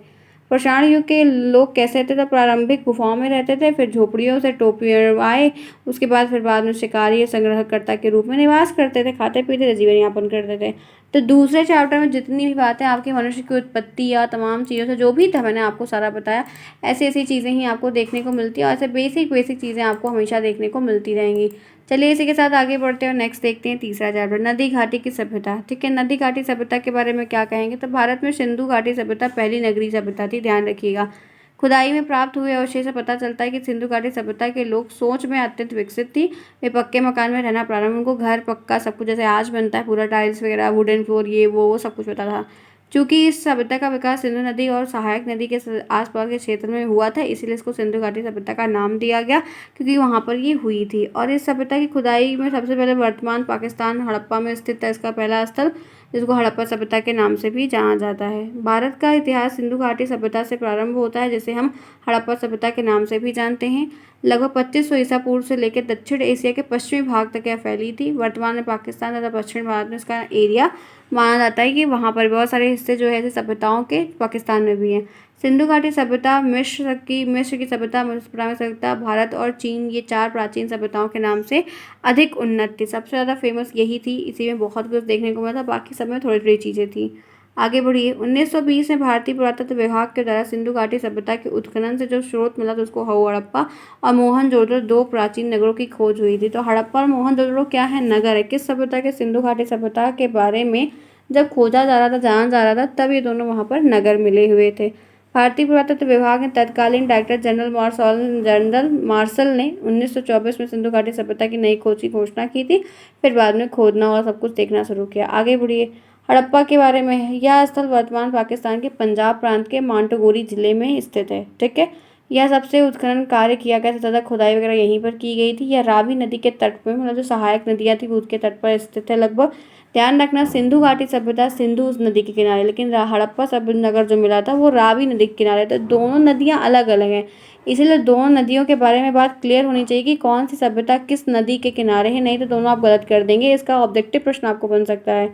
आगे बढ़िए। सबसे पहले 1826 ईस्वी में एक जनरल पर्यटक चार्ल्स मेंसन ने हड़प्पा के टीले के विकास की जानकारी दी थी और इसके बाद हड़प्पा स्थल की खुदाई हुई 1921 में दयाराम साहनी के नेतृत्व में हुई थी। किसके नेतृत्व में हुई? दयाराम साहनी। कब हुई थी? 1921 में हुई थी। प्रश्न आपको तारीख, आपको कौन किया था, सब कुछ पूछेगा। हड़प्पा में एक विशाल अन्नागार का भी प्रूफ मिला, एक बहुत ग्रेट ग्रेनरी मिला हुआ है। सिंधु घाटी सभ्यता के खुदाई में तमाम संरचनाओं से दूसरी संरचनाएं बड़ी मिली। अन्नागार जो था वो 6.6, मतलब 6 की पंक्तियों में, 12 पंक्तियों में, मतलब सबसे बड़ा खाना रखने का भंडार है। जैसे कोल्ड स्टोर होता है तो वैसे ये विशाल अन्नागार है जहाँ पर सारे लोग मिलकर अपने अनाज को इकट्ठा करके सुरक्षा से रखते थे और वो काफ़ी ऊंचे व्यवस्था में, ताकि पानी बाढ़ वगैरह से वो खराब ना हो। आगे बढ़िए। मोहनजोदड़ो के बारे में, हड़प्पा के बारे में जितनी इंपॉर्टेंट चीज़ें थी जो प्रश्न बनते बता दिया। मोहनजोदड़ो का सिंधी भाषा में शाब्दिक अर्थ होता है मृतकों का टीला, जो कि आपको बहुविकल्पी प्रश्न बनता है। यह वर्तमान पाकिस्तान के सिंध के लरकाना जिले, वो मांटोगोरी जिले में है, ये पाकिस्तान के सिंध के लरकाना जिले में स्थित, आज भी वहीं पर है। आगे देखिए। यह स्थल सिंधु नदी के तट पर स्थित था। इसके उत्खननकर्ता राखलदास बनर्जी, 1922 में इसकी खोज हुई थी, राखलदास बनर्जी के नेतृत्व में हुआ था। और इस स्थल में हमें एक विशाल स्नानागार, उसमें एक अन्नागार मिला, उसमें एक नहाने वाला बहुत बड़ा सा टब मिला हुआ, बाथ मिला हुआ है। यह सैकड़ों या सड़कों का जाल, यहाँ पर सड़कों का जाल, सड़कें बिछी हुई थी, सड़कें ग्रिड के रूप में बनी हुई थी। और यहाँ से मिली सबसे बड़ी इमारत जो है विशाल अन्नागार, मतलब वही है आपका ये विशाल अन्नागार की जगह पे आप कह सकते हो कि ये अन्नागार काट के स्नानागार कर देना। ठीक है, चलो आगे बढ़ो। सर्वाधिक मोहर जो है मोहनजोदड़ो से प्राप्त हुई है। उल्लेखनीय ये है कि हड़प्पा सभ्यता से अभिलेख और युक्त मोहरें प्राप्त हुई हैं। हर जगह से कुछ न कुछ अलग अलग मिलता गया है। चलो चनुदड़ों की बात जान लेते हैं। तो चनुदड़ों से थोड़ा सा कम प्रश्न बने हैं, लेकिन देख लेते हैं। चनुदड़ो वर्तमान पाकिस्तान में सिंधु नदी के तट पर स्थित है और उत्खननकर्ता 1935 में अर्नेस्ट मेके के द्वारा नेतृत्व में किया गया है। यहाँ पर शहरीकरण का अभाव था। इस स्थल से विभिन्न प्रकार के मन के उपकरण, मोहरें आदि मिली हैं और इस आधार पर विद्वानों ने अनुमान लगाया कि चनुदड़ों में मनकों का निर्माण होता था। चनुदड़ों का जो पूरा सब कुछ था वहाँ पर मनकों का निर्माण का कार्यक्रम हुआ करता था। चनुदड़ो सिंधु सभ्यता का एकमात्र ऐसा स्थल है जहाँ पर वक्राकार ईंट के साक्ष्य मिले, चौड़े चौड़े ईंट के प्रूफ मिले। हर प्रकार जगह की ईंट अलग अलग तरीके से होती थी। आगे बढ़ी। कलीबंगा के बारे में जानते थे। कलीबंगा स्थल वर्तमान राजस्थान के हनुमानगढ़ जिले में आज भी है। ठीक है, ध्यान रखिएगा। और यह सरस्वती नदी के तट पर स्थित है। इसकी खोज जो है 1953 में क्या है, अमलानंद घोष के द्वारा की गई थी। इस बात को ध्यान रखिएगा। ठीक है, क्लियर है यहाँ तक? समझ में आई बातें? लोथल के बारे में देख लेते हैं। तो लोथल वर्तमान में गुजरात के अहमदाबाद के भगोवा नदी के तट पर स्थित है और यह खंबात की खाड़ी के स्थल के आसपास में है। इसकी खोज 1957 में MS राव के द्वारा की गई थी। ये प्रमुख बंदरगाह भी जाना जाता है सिंधु घाटी सभ्यता के स्थल का। और यह बंदरगाह लोथल में एक विशाल गोदीवाड़ा में मिला है। ध्यान रखिएगा, भूलिएगा नहीं, जो इंपॉर्टेंट है वो अलग कलर से हाईलाइटेड भी है। आगे बढ़िए। नगर योजना और विन्यास क्या था? हड़प्पा सभ्यता के लोग अपनी नगर योजना प्रणाली के लिए जाने जाते थे काफ़ी ज़्यादा, क्योंकि लोग नगर बनाकर रहते थे। मोहनजोदड़ो और हड़प्पा के नगरों में अपने अपने दुर्ग थे जो नगर की ऊंचाई पर स्थित थे और अनुमानतः उच्च वर्ग के जो लोग थे वहां पर जाकर निवास करते थे। दुर्ग से नीचे के जो लोग थे ईंटों से बनी इमारत में निर्मित नगर में रहते थे, सामान्य लोग निवास करते थे। हड़प्पा सभ्यता की एक ध्यान देने बात यह है कि सभ्यता में ग्रिड प्रणाली मजबूत थी और सड़क वगैरह एक दूसरे को समकोण पर काटती थी, 90 डिग्री के कोण पर दूसरे को काटती थी। अन्य भंडारा का भी निर्माण जो है नगर इसमें हुआ था। जली हुई ईंटें भी रूफ में मिली हुई हैं और जल निकासी का, पानी बहने का, गंदा पानी बहने का जो भी कुछ था वो भी यहाँ पर देखने को मिला हुआ था। कृषि की अगर बात कर लो तो हड़प्पा गांव में जो है पलावन मैदान स्थित थे जो पर्याप्त मात्रा में अनाज का उत्पादन करते थे। गेहूं, सरसों, जौ, तिल, मसूर का उत्पादन होता था। इनके छोटे छोटे दाने गिरे हुए मिले थे। गुजरात के कुछ स्थान बाजरा का भी कुछ मिला था, चावल भी मिला हुआ था, कपास की खेती आरंभ हो गई थी। तो ये सारी चीज़ें की जानकारी उस समय के लोगों को हो गई थी। अब चलिए बात कर लेते हैं मेसोपोटामिया की सभ्यता, मेसोपोटामिया सिविलाइजेशन, जो कि क्या है वो अच्छे से जानेंगे। मेसोपोटामिया यूनानी भाषा का शब्द है। किस भाषा का शब्द है? यूनानी। बहुविकल्पी आ सकता है, ध्यान रखिएगा। जो दो नदियों के बीच की भूमि है, जहाँ पर दो नदियों के बीच का ये है और देश के आधुनिक नाम इसका इराक है, जो दजला और फरात नदी को सींचती है। ठीक है, प्राचीन काल में मेसोपोटामिया प्रदेश में दक्षिण भाग में सुमेर कहा जाता था। इस सभ्यता का प्रमुख केंद्र सुमेर के उत्तर पूर्व भाग में बेबीलोनिया या अकदक कहते थे। मेसोपोटामिया सभ्यता के 3 प्रमुख केंद्र हैं, सुमेरिया, बेबीलोनिया और असीरिया। भूलिएगा नहीं, ठीक है। चलिए इसी के साथ इनकी सभ्यता की विशेषता क्या है कि इनकी सभ्यता में जीवन अन्य सभ्यताओं की भांति मेसोपोटामिया का समाज 3 वर्गों में बढ़ गया था। जैसे इतनी सारी सभ्यताएं थी वैसे इनका भी था। उच्च वर्ग, मध्य वर्ग, निम्न वर्ग, इस कैटेगरी में ये बट गए थे। उच्च वर्ग में शासक, उच्च अधिकारी, पुरोहित, सामंत आते थे। मध्य वर्ग में किसान, शिल्पकार और व्यापारी वर्ग आते थे और निम्न वर्ग में दास लोग हुआ करते थे। आगे बढ़िए, बेबीलोनिया की सभ्यता के बारे में क्या कहते हैं। इतिहासकारों का मत है कि बेबीलोनिया के लोग संभवतः अरब के रेगिस्तान के घुमक्कड़ लोग थे। इन लोगों ने 2000 ईसा पूर्व के आसपास समय में सुमेर पर विजय प्राप्त की थी और बेबीलोनिया ने अपनी राजधानी बनाया था। बेबीलोनिया को राजधानी बनाए जाने के कारण वहाँ के लोगों की सभ्यता के नाम से इसको प्रचलित कर लिया गया। सामाजिक जीवन की बात करो तो सुमेर की सभ्यता की भांति बेबीलोनिया की सभ्यता भी 3 वर्गों में बांटी गई थी, उच्च वर्ग, मध्यम वर्ग और निम्न वर्ग। आज भी यही चीज़ लगभग देखने को मिलती है। अब इनका राजनीतिक जीवन क्या था, तो राजनीतिक जीवन में कह सकते हैं कि सर्वप्रमुख शासक हम्मुरब्बी था। कौन था? हम्मुरब्बी। हम्मुरब्बी ने 2123 ईसा पूर्व से लेकर इतने समय तक शासन किया और कानून का निर्माता बना है और विधि संहिता आज भी चर्चा में, इसने एक विधि संहिता का रूल बनाया था जो आज भी चर्चा में कभी कभी रहती है। आर्थिक जीवन की बात करो तो सुमेर की सभ्यता की तरह ही अभी लोग काफ़ी प्रमुख थे और व्यवसाय और कृषि का काम ये सब किया करते थे। चलिए बात कर लेते हैं नेक्स्ट सभ्यता जो है सुमेरिया की सभ्यता। सुमेरिया के निवासी ने अपनी राजधानी सुमेर बनाई और इस राजधानी का नाम सुमेरिया की सभ्यता भी बना। सुमेर सभ्यता के क्षेत्र दजला फरात नदी का चित्र था, जिसके कारणवश इस क्षेत्र में कई द्वीप बन गए थे। नदियों के कारण क्षेत्र में पर्याप्त मात्रा में जल उपलब्ध, नदियों के पास बने द्वीप में सभ्यताओं का विकास हुआ था। नदी के आसपास सारी सभ्यताएं विकसित हुई हैं। अब आगे देखिए सुमेरिया की सभ्यता का जो सामाजिक जीवन था उसके बारे में क्या बात है, कई सारे इसको हम फटाफट जानेंगे। तो सुमेरिया की सभ्यता के समाज पर धर्म का विशेष प्रभाव था। लोग धर्म कर्म में विश्वास करते थे। तत्कालीन समाज में लोग ईश्वर की आस्था रखते थे और ये 3 वर्गों में ये भी डिवाइडेड था। इनके आर्थिक जीवन की बात कर लो तो जनमानस का मुख्य व्यवसाय कृषि था। सभ्यता के लोग कृषि आश्रित थे और लोगों ने नहर और बांधों का निर्माण करवाया था और उचित तरीके से रुपये कार्य में लिए सकते थे। लेखन कला की बात कर लो तो सुमेरिया के सभ्यता के लोग लेखन की कला का ज्ञान था और ये लिपिकार को कीला लिपि भी कहा जाता है। इनकी जो लिपि को कीलाकार लिपि कहते थे। असीरिया की सभ्यता क्या है, हम्मुराबी की मृत्यु के उपरांत बेबीलोनिया का साम्राज्य कमजोर हो गया, जिसके कारण असीरिया के लोगों ने बेबीलोनिया के क्षेत्र पर आक्रमण किया और उन क्षेत्रों पर अपना कब्जा कर लिया था। सामाजिक जीवन की बात कर लो तो असीरिया का समाज 3 वर्गों में ये भी डिवाइडेड था। आगे चलिए चीन की सभ्यता के बाद देखो सारी सभ्यताओं के नाम तो बता दिए, थोड़ी थोड़ी बातें बता दी, आएंगी फेमस फेमस ही। अब बात करते हैं चीन की सभ्यता की, जो कि महत्वपूर्ण है। तो चीन की सभ्यता के बारे में जानेंगे, मिस्र की सभ्यता के बारे में जानेंगे पूरा डिटेल में, फिर आपका ये चैप्टर हो जाएगा खत्म। आइए फटाफट खत्म कर लेते हैं। मिस्र की सभ्यता तो देखना है, अच्छा आता है प्रश्न।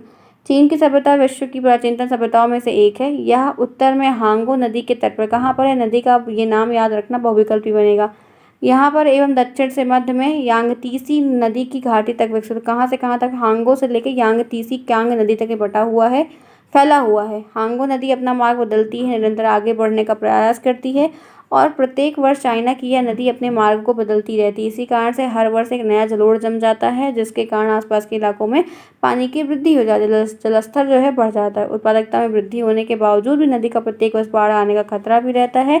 आसपास के इलाकों में जो है धन हानि भी बहुत होती है, इसलिए जो है इस नदी को जो है क्या कहते हैं, चीन का शोक भी इसीलिए कहा जाता है। ध्यान रखिएगा, भूलिएगा नहीं। आपसे एक प्रश्न बनता है कि चीन का शोक किस नदी को कहा था? हांगो नदी को। आगे बढ़िए, मिस्र की सभ्यता क्या होती है? मिस्र की सभ्यता का विकास नील नदी घाटी के पास में हुआ है, वहाँ पर हुआ है। नील नदी प्राचीनतम काल से सुख और समृद्धि का कारण यही रही है। राजनीतिक इतिहास की बात करो 3400 ईसा पूर्व से बहुत कुछ प्रूफ मिले हुए हैं। चलिए बात करते हैं इनकी सभ्यता की विशेषताओं की। तो कह सकते हैं सामाजिक में कहते हैं कि मिस्र के शासक फराहों कहलाते थे। मिस्र के जो शासक थे वो फराहों कहते थे। प्रजा उनकी सत्ता का निरंकुश थी, ठीक है। लोग उसे ईश्वर का प्रतिनिधि मानते थे। सामंत वर्ग, पुरोहित वर्ग, मध्यम वर्ग में जो है व्यापारी, ये लोग, निम्न में जो है कृषक और दास आते थे। स्त्री और पुरुष लगभग उच्च वर्ग के आभूषण पहनते थे। संगीत, नृत्य, नाटकबाजी वगैरह वगैरह चीज़ें हुआ करती थी, ठीक है। तो सबकी सभ्यता, सबका सामाजिक आर्थिक ये सब कुछ एक जैसा है, तो बहुत परेशानी होगी ही नहीं, आप आराम से लिख लोगे। मिस्र सभ्यता के संस्थापक कौन है? तो कह सकते हैं इथियोपियो, ध्यान रखना है, इथियोपी, नूबी और नीलिमा जाति के लोगों ने किया था। आगे बढ़िए, चीन की सभ्यता की प्रमुख विशेषता क्या है? बिल्कुल लिख लीजिएगा, 2-3 बातें। सिंधु घाटी की सभ्यता की खोज किसने की? बिल्कुल लिख लीजिएगा, अभी ऊपर पढ़ाया। सिंधु घाटी सभ्यता कितने नगर मिले थे? ये 2 नगर मिले थे। प्रमुख देवता पशुपतिनाथ माता देवी थे। विस्तार स्नानागार कहाँ पर मिला था? तो ये सारा। अन्नागार कहाँ पर मिला था? ये सारी चीज़ें आपको बतानी होंगी, ठीक है। तो 3 चैप्टर हमने अभी तक यहाँ पर ओवर कर लिया। यहाँ तक बात समझ में आई? चलिए फटाफट क्लास को लाइक करिए जिन्होंने अभी तक इस क्लास को नहीं लाइक किया है। अब हम आगे बढ़ेंगे और 4th चैप्टर जो है करेंगे उसको स्टार्ट। चलिए डू इट फास्ट, फटाफट लाइक करिए सभी के सभी लोग। चलिए फ्रेंड्स, फिर नेक्स्ट चैप्टर की शुरुआत करते हैं। वैदिक काल, पूर्व वैदिक काल, उत्तर वैदिक काल, ऋषियों का काल, मुनियों का काल, वेदों का काल, काल ही काल, ठीक है। बहुत प्रश्न आता है, बढ़िया टॉपिक है, बढ़िया चैप्टर है। आइए जानते हैं। तो यहाँ पर कहते हैं कि वैदिक सभ्यता, वैदिक काल क्या है, क्या समझते हैं। कुछ कुछ प्रश्न की जो विशेषताएं हैं उनसे संबंधित प्रश्न बनता है आपको। तो कह सकते हैं कि सैंधो सभ्यता के बाद भारत में जिस सभ्यता का एक कह सकते हैं प्रादुर्भाव हुआ वो वैदिक सभ्यता थी। आर्य सभ्यता का ज्ञान वेदों से होता है। ऋग्वेद सबसे प्राचीन वेद होने के कारण सारी जानकारियाँ वहाँ से प्राप्त होती हैं। और आर्यों ने ही सैंधो सभ्यता के नगर को ध्वस्त करके एक नई सभ्यता की नींव रखी थी। लेकिन अभी तक इसे कोई बहुत ठोस साक्ष्य नहीं मिले हुए हैं, सिर्फ एक कल्पना प्रतीत है। आगे देखिए, यह भारत की प्राचीनतम सभ्यताओं में से एक है जिसमें वेदों की रचना हुई। वैदिक शब्द वेद से बना जिसका अर्थ है ज्ञान। वैदिक संस्कृति के निर्माता आर्य थे। वैदिक संस्कृति में आर्य शब्द का श्रेष्ठ अर्थ जो है वो श्रेष्ठ है, उत्तम है, अभिजात है, कुलीन है, उत्कृष्ट है। ध्यान रखिएगा, ये आपको जो है शब्द में बहुविकल्पी में पूछ सकते हैं और काफ़ी बातें इनके बारे में है। श्रेष्ठ जाति में आर्य आए हैं। आगे चलिए, इनको 2 काल में बांटा गया है, ऋग्वैदिक काल और उत्तर वैदिक काल। ऋग्वैदिक काल का समय 1500 से 1000 और 1000 से 600। ध्यान रखिएगा, हो सकता है कि ये वस्तुनिष्ठ में जो टाइम ड्यूरेशन है वो पूछ ले। टाइम ड्यूरेशन पूछता है अक्सर। ऋग्वैदिक काल जो है 1500 से 1000 ईसा पूर्व के बारे में वो क्या है। इस काल का तिथि निर्धारण जितना विवादास्पद रहा है उतना ही लोगों के बारे में सटीक जानकारियाँ भी मिली हैं। जैसे ऋग्वेद संहिता की रचना इसी काल में हुई थी और इस काल की जानकारी का एकमात्र साहित्यिक स्रोत भी यही रहा है। सिंधु सभ्यता के विपरीत अगर बात करते हैं तो मूलतः जो सभ्यताएं थी वो ग्रामीणी थी। वैदिक लोग जो थे वो ग्रामीण टाइप के थे, गांव वाला पूरा उसमें समावेश था। और आर्यों का आरंभिक जीवन जो था वो पशुचरण से आधारित था। कृषि उनके लिए गौण कार्य करते थे, ठीक है, ध्यान रखिएगा। जो एक क्रम था वो राजा का, फिर पुरोहित, फिर विश्वपति, फिर ग्रामीण, फिर कुलप, ऐसे इनका डिवाइडेशन था। और इसी प्रकार से आर्यों की जो प्रशासनिक 5 इकाइयाँ थी वो 5 हिस्सों में बटी थी। कुल, ग्राम, विस, जन, राष्ट्र। ये एक इम्पॉर्टेंट है, हो सकता है कि बहुविकल्पी में आए, नहीं आए अगर तो आपको लिखने को आ सकता है कि कुल, ग्राम, विस, जन और राष्ट्र। आगे चलिए, कुछ फैक्टुअल चीज़ें हैं, ध्यान रखना। पहला है कि जिस काल में ऋग्वेद की रचना हुई थी उसे किस काल के नाम से जानते हैं? उसको हम ऋग्वैदिक काल के नाम से। ये 1 लाइनर प्रश्न है जो आपको वस्तुनिष्ठ में पूछे जा सकते हैं, ऑप्शन बनाकर ये आपको लिखने को आ सकते हैं। किस काल में ऋग्वेद के अतिरिक्त अन्य वेदों की रचना हुई? तो वैदिक काल में जो और सारे वेद हैं, 3 वेद और हैं, उनकी रचना इस काल में हुई है, वैदिक काल में। ऋग्वैदिक काल में वर्ण व्यवस्था का आधार क्या था? तो कार्य के आधार पर। ऋग्वैदिक काल जब चल रहा था तो जो वर्ण व्यवस्था के आधार पर लोगों को बांटा गया था वो उनके काम के आधार पर बांटा गया था। फिर उसके बाद है, भारत में आर्यों ने किस सभ्यता की नींव डाली थी? तो सैंधव सभ्यता की नींव डाली। सैंधव सभ्यता को ख़त्म किया था पूरा तरीके से। उसके बाद ये आर्यों की सभ्यता के बाद वैदिक सभ्यता की शुरुआत हो गई थी। भारत में आने वाले आर्य जो थे वो क्या कहलाए थे? वो इंडो आर्य कहलाए थे। आगे बढ़िए, आर्यों का मुख्य निवास कहाँ पर था? तो आल्पस पर्वत के पूर्वी क्षेत्र यूरेशिया में, ठीक है, ध्यान रखना। आर्य भारत में सबसे पहले कहाँ बसे थे? सप्त सिंधु प्रदेश में सबसे पहले बसे थे। आर्य भारत कब आए थे? 1500 ईसा पूर्व के आसपास में ये लोग वहाँ पर आए हुए थे। आर्य अनार्यों को क्या कहते थे? दस्यु या दास कहते थे। आर्य के आहार क्या थे? अन्न और मांस था। आरंभिक आर्यों का मुख्य पेशा क्या था? पशुपालन करते थे और वामिष्ठ थे, ठीक है। पहला इनका पशु वाला था, इनको पशुओं से ज़्यादा था, पशुओं का ही ज़्यादा करते थे। उसके बाद अलग अलग व्यवसाय जैसे जैसे जानकारी होती गई फिर उसी हिसाब से सभी आगे बढ़ते गए और काम को अच्छे तरीके से करते गए, ठीक है। चलिए आगे देखिए, मैंने इसमें आपके वैदिक सभ्यताओं से है बहुत सारी चीज़ें, लेकिन आपको उतनी ही चीज़ें मैं बताऊंगी जो आपको रिसेंट टाइम में याद करना है आपको, ताकि समझ में रहे और आप अच्छे से कर पाओ, लिख पाओ, ठीक है। अब एक बात ये ध्यान रखना कि इसके बाद मैं महाजनपद के काल के बारे में बताऊंगी। वैदिक साहित्य से आप ये समझ सकते हो, ये जानो। मैंने इसको बहुत बड़ा इसलिए नहीं है क्योंकि चैप्टर बहुत बड़ा है। इस चैप्टर में आपको ये ध्यान रखना है कि वैदिक सभ्यता क्या थी, ऋग्वैदिक काल क्या था, वैदिक सभ्यता में पढ़ाई लिखाई का सिस्टम कैसा था, शिक्षा प्रणाली कैसी थी, वैदिक सभ्यता की विशेषताएं लिखिए, वैदिक सभ्यता का महत्व बताइए, वैदिक काल के बारे में बताइए, संक्षिप्त लेख लिखिए। आपको यही सारे प्रश्न बनेंगे, इससे अलावा कोई भी प्रश्न आपको वैदिक काल से नहीं बनेगा, ठीक है। जो आए थे, कब आए थे, क्या हुआ था, ऋग्वैदिक वेदों के बारे में वो सब मैंने आपको बहुत अच्छे से बताया, स्रोतों के बारे में मैंने आपको बताया है, तो ये ध्यान रखिएगा। आगे बढ़िए, 5वां चैप्टर है महाजनपद का काल। ठीक है, तो ये कुछ ऐसा एक फिगर है जो 16 महाजनपद में था, जो कि आपको फिगर तो मतलब ये मैप नहीं आएगा, लेकिन देख लेते हैं। देखिए, अवंती, चेदी, वत्स, कौसाम्बी, सूरसेन, मत्स्य, कुरु, गंधार, कंबोज, अश्मक, मगध, अंग, काशी, कौशल, मल्ल और पांचाल। ठीक है, ये इस प्रकार से इनके नाम हैं। आइए जानते हैं, इस प्रकार से इनका नाम कोई भौगोलिक आधार तो नहीं था, पर जल्द ही निश्चित स्थानों पर बस गए। अब इनका भौगोलिक एक ज्योग्राफिकल बेस बन चुका है, जिन्हें हम जनपद के नाम से जानते हैं। जनपद का अर्थ होता है जन द्वारा अधिकृत क्षेत्र। जनपद का नाम प्राय जन के नाम से ही पर ही होता है। प्रारंभिक बौद्ध और जैन प्रांतों में, पुराणों में, विशेष रूप से ग्रंथों में जनपदों के बारे में हमें जानकारी मिली हुई है। आगे देखिए, बौद्ध ग्रंथ आंगतुर निकाय में 16 महाजनपद की सूची दी गई है। जैन ग्रंथ, ये बौद्ध ग्रंथ है, आंगुतुर निकाय है, और जैन ग्रंथ में भगवती सूत्र में महाजनपदों के बारे में दोनों धर्म के ग्रंथ जो हैं उनमें जानकारी दी गई है, बताया गया है जनपद के बारे में। भगवती सूत्र का विवरण के बाद के काल के बारे में, जनपद के पूर्व में लगे महाशब्द से स्पष्ट होता है कि ये बड़े भूखंड वाले राज्य की बात के बारे में आपसे कह रहा है। ठीक है, आगे चलिए, आइए राजधानी से देखते हैं जो इम्पोर्टेंट है। कितने महाजनपद हैं? 16। नाम नहीं आएगा, कितने पूछेगा? बहुत मुश्किल है पूछे। राजधानी जो है वो पूछेगा, इसीलिए मैंने इसको अलग कलर से लिया भी, हाईलाइट कर। अंग की राजधानी चंपा है। राजधानी 16 है, 16 की याद कर लीजिए, कौन सी आएगी नहीं पता है। अंग की राजधानी चंपा है। अवंती की उज्जैन, या उज्जैन मेनली आती है महिषमती कभी कभी आता है, लेकिन उज्जैन ज़्यादा आता है। काशी का वाराणसी है, आप सभी जानते हैं। कौशल का श्रावस्ती या कुशावती भी, ऑब्लिक में वही मैंने ऑप्शंस भी लेकर रखे कि ये भी लिखा हुआ आ सकता है जिसका नाम आप ना पढ़े हो। फिर कंबोज की हाटक है, क्या है? हटक है। कुरु की क्या है? हस्तिनापुर है। गांधार की क्या है? तक्षशिला है। अस्मक की क्या है? पोटक या पठान है। मगध की क्या है? गिरिव्रज है, राजगीर है और राजगृह है। मल्ल की क्या है? कुशीनगर है। मत्स्य की क्या है? विराटनगर, वैराट है। तो ऐसी चीज़ें आपको ध्यान में रखनी होगी।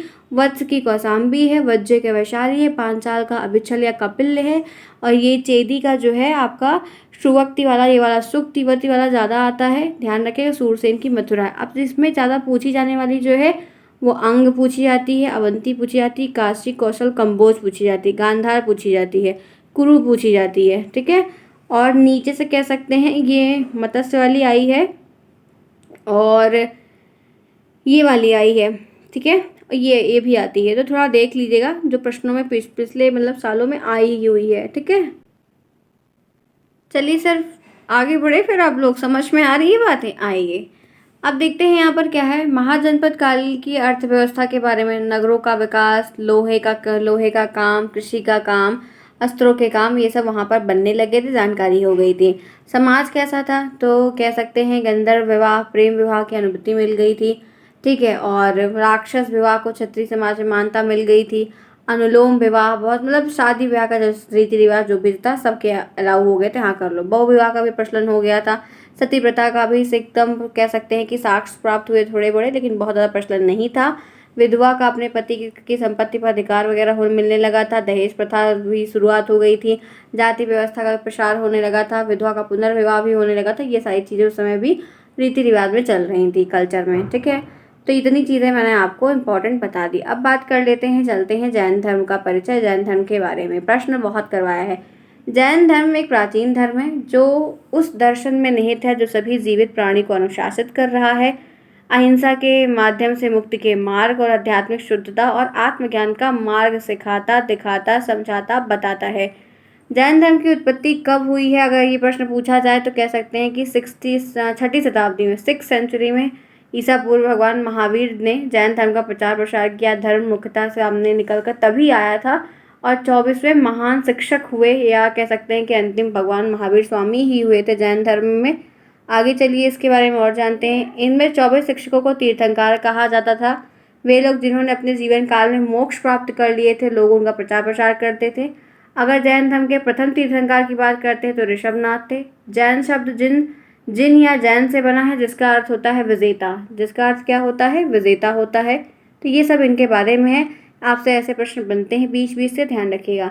प्रथम तीर्थंकर की बात करते हैं, जिसको हम ऋषभदेव या आदिनाथ कहते हैं। तो कह सकते हैं कि जैन अनुश्रुतियों और धर्म के साहित्यों के अनुसार से जैन के जो तीर्थंकर थे ऋषभदेव, उनको पहले प्रथम माना गया था। उन्हीं के बारे में जानकारी बहुत मिलती है। ऋषभदेव का जन्म अयोध्या में हुआ था, इक्ष्वाकु वंश में, ठीक है। और ऋषभदेव का उल्लेख ऋग्वेद, यजुर्वेद, विष्णु पुराण, भगवत पुराण में भी मिलता है। उनके बारे में काफ़ी उनकी कृतियों के बारे में बताया जाता है। ऋग्वेद में 2 जैन तीर्थंकरों का बहुत उल्लेख है, एक ऋषभदेव का और एक अरिष्टनेमि का बहुत ज़्यादा उल्लेख है। इन्होंने इतिहास में आदिनाथ के नाम से जाना गया है, ठीक है। और जैन ग्रंथ में कह सकते हैं कि मानव सभ्यता का जनक भी कहा जाता है। जैन ग्रंथ में इन्हें मानव सभ्यता के जनक के नाम से संबोधित किया गया और भगवत पुराण में नारायण का अवतार कहा गया है, ठीक है। ये बातें एक्स्ट्रा हैं, बहुत मुश्किल है कि आएंगी। आगे बढ़िए। महावीर, वर्धमान महावीर के बारे में, तो 24वें तीर्थंकर रहे हैं ये। 540 इनका ईसा पूर्व जन्म रहा है। वैशाली के निकट कुंडग्राम में हुआ। सबका प्रश्न बनेगा कौन से स्थान पर रहे हैं, कब हुआ है, कहाँ हुआ है। और वह कैसे कह सकते हैं कि ज्ञानत्रिक वंश के थे, ठीक है। और मगध के शाही परिवार में इनका जन्म हुआ था, वहाँ से जुड़े थे। इनके पिता सिद्धार्थ ज्ञानत्रिक क्षत्रिय वंश के मुखिया थे। इनकी माता त्रिशला थी, वैशाली के राजा चेतक की बहन थी वो। माता का नाम, पिता का नाम आता है कभी कभी। 30 वर्ष की आयु में इन्होंने अपना घर छोड़ा था। कभी कभी ये वर्ष भी पूछ लेता है कि अपना घर इन्होंने कब छोड़ दिया था, कितनी आयु थी, ठीक है। ध्यान रखिएगा, तपस्वी बन गए थे। इन्होंने 12 वर्ष तक की तपस्या की और 42 की उम्र में इनको जो है देख सकते हैं कि काफ़ी नाम इनका सर्वोच्च हो चुका था। इन्होंने अपना पहला उपदेश पावा में दिया था। कहाँ पर दिया था? पावा में दिया था। और प्रत्येक तीर्थंकर के साथ एक प्रतीक जुड़ा होता है, मतलब मैंने आपको पता ना सिंबल था इनके साथ। तो महावीर का जो था वो सिंह था। और अपने उपदेश की पूर्तियों के लिए कौशल, मगध, मिथिला, चंपा आदि प्रदेशों का खूब घूम घूम के भ्रमण किया, हर जगह पे उपदेश दिया। और कह सकते हैं कि यहाँ पर 468 के आसपास का लगभग ये टाइम था। 72 की आयु में बिहार के पावापुरी में इनका निधन हो गया था।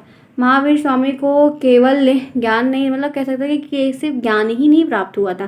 जैसे आप लोग को कभी प्राप्त होता है कि ज्ञान कहाँ पर होता है, केवल ज्ञान कहाँ मिला, क्या हुआ, ऐसा प्रश्न आपको बन रहा है। कहाँ पर पैदा हुए, किस पेड़ के नीचे हुए, कहाँ मतलब उपदेश दिया, ऐसे से बहुत सारे प्रश्न बनते हैं और मैंने करवाए भी सारे हैं, ठीक है। 12 वर्ष की कठोर तपस्या के बाद साधना 42 वर्ष की अवस्था में इनको जो है ऋजुपालिका नदी के किनारे जो है वृक्ष के नीचे इनको सर्वोच्च ज्ञान प्राप्त हुआ। तो उम्र जो थी वो 42 थी, ठीक है। ध्यान रखना। जैन धर्म के सिद्धांत की अगर बात कर लो तो वो क्या क्या है, तो कह सकते हैं इसका मुख्य उद्देश्य मुक्ति प्राप्त करना था, ठीक है। इसके लिए इन्होंने अनुष्ठान की आवश्यकता नहीं, इन्होंने बोला कि मुक्ति प्राप्त करने के लिए अनुष्ठान करने की कोई जरूरत नहीं, ऐसा इनका मानना था। 3 सिद्धांतों के माध्यम से प्राप्त किया है, जिसको त्रिरत्न के नाम से हम जानते हैं, जो कि सम्यक दर्शन, सम्यक ज्ञान और सम्यक चरित्र है। ये जैन धर्म के सिद्धांत है। भूलने का बिल्कुल प्रयास मत करिएगा, आपको इसका बहुविकल्प भी बन जाएगा, टिक करने को आ जाएगा, बहुत सारा प्रश्न बनेगा। जैन धर्म के 5 सिद्धांत और भी हैं। क्या है? अहिंसा, सत्य, असत्य, अपरिग्रह और ब्रह्मचर्य। चोर, झूठ, जीव को चोट नहीं पहुंचाना, झूठ ना बोलना, चोरी न करना, ठीक है। और संपत्ति का चयन न करना और ब्रह्मचर्य के रास्ते पे चलते रहना। तो ये ध्यान के 5 सिद्धांत में है।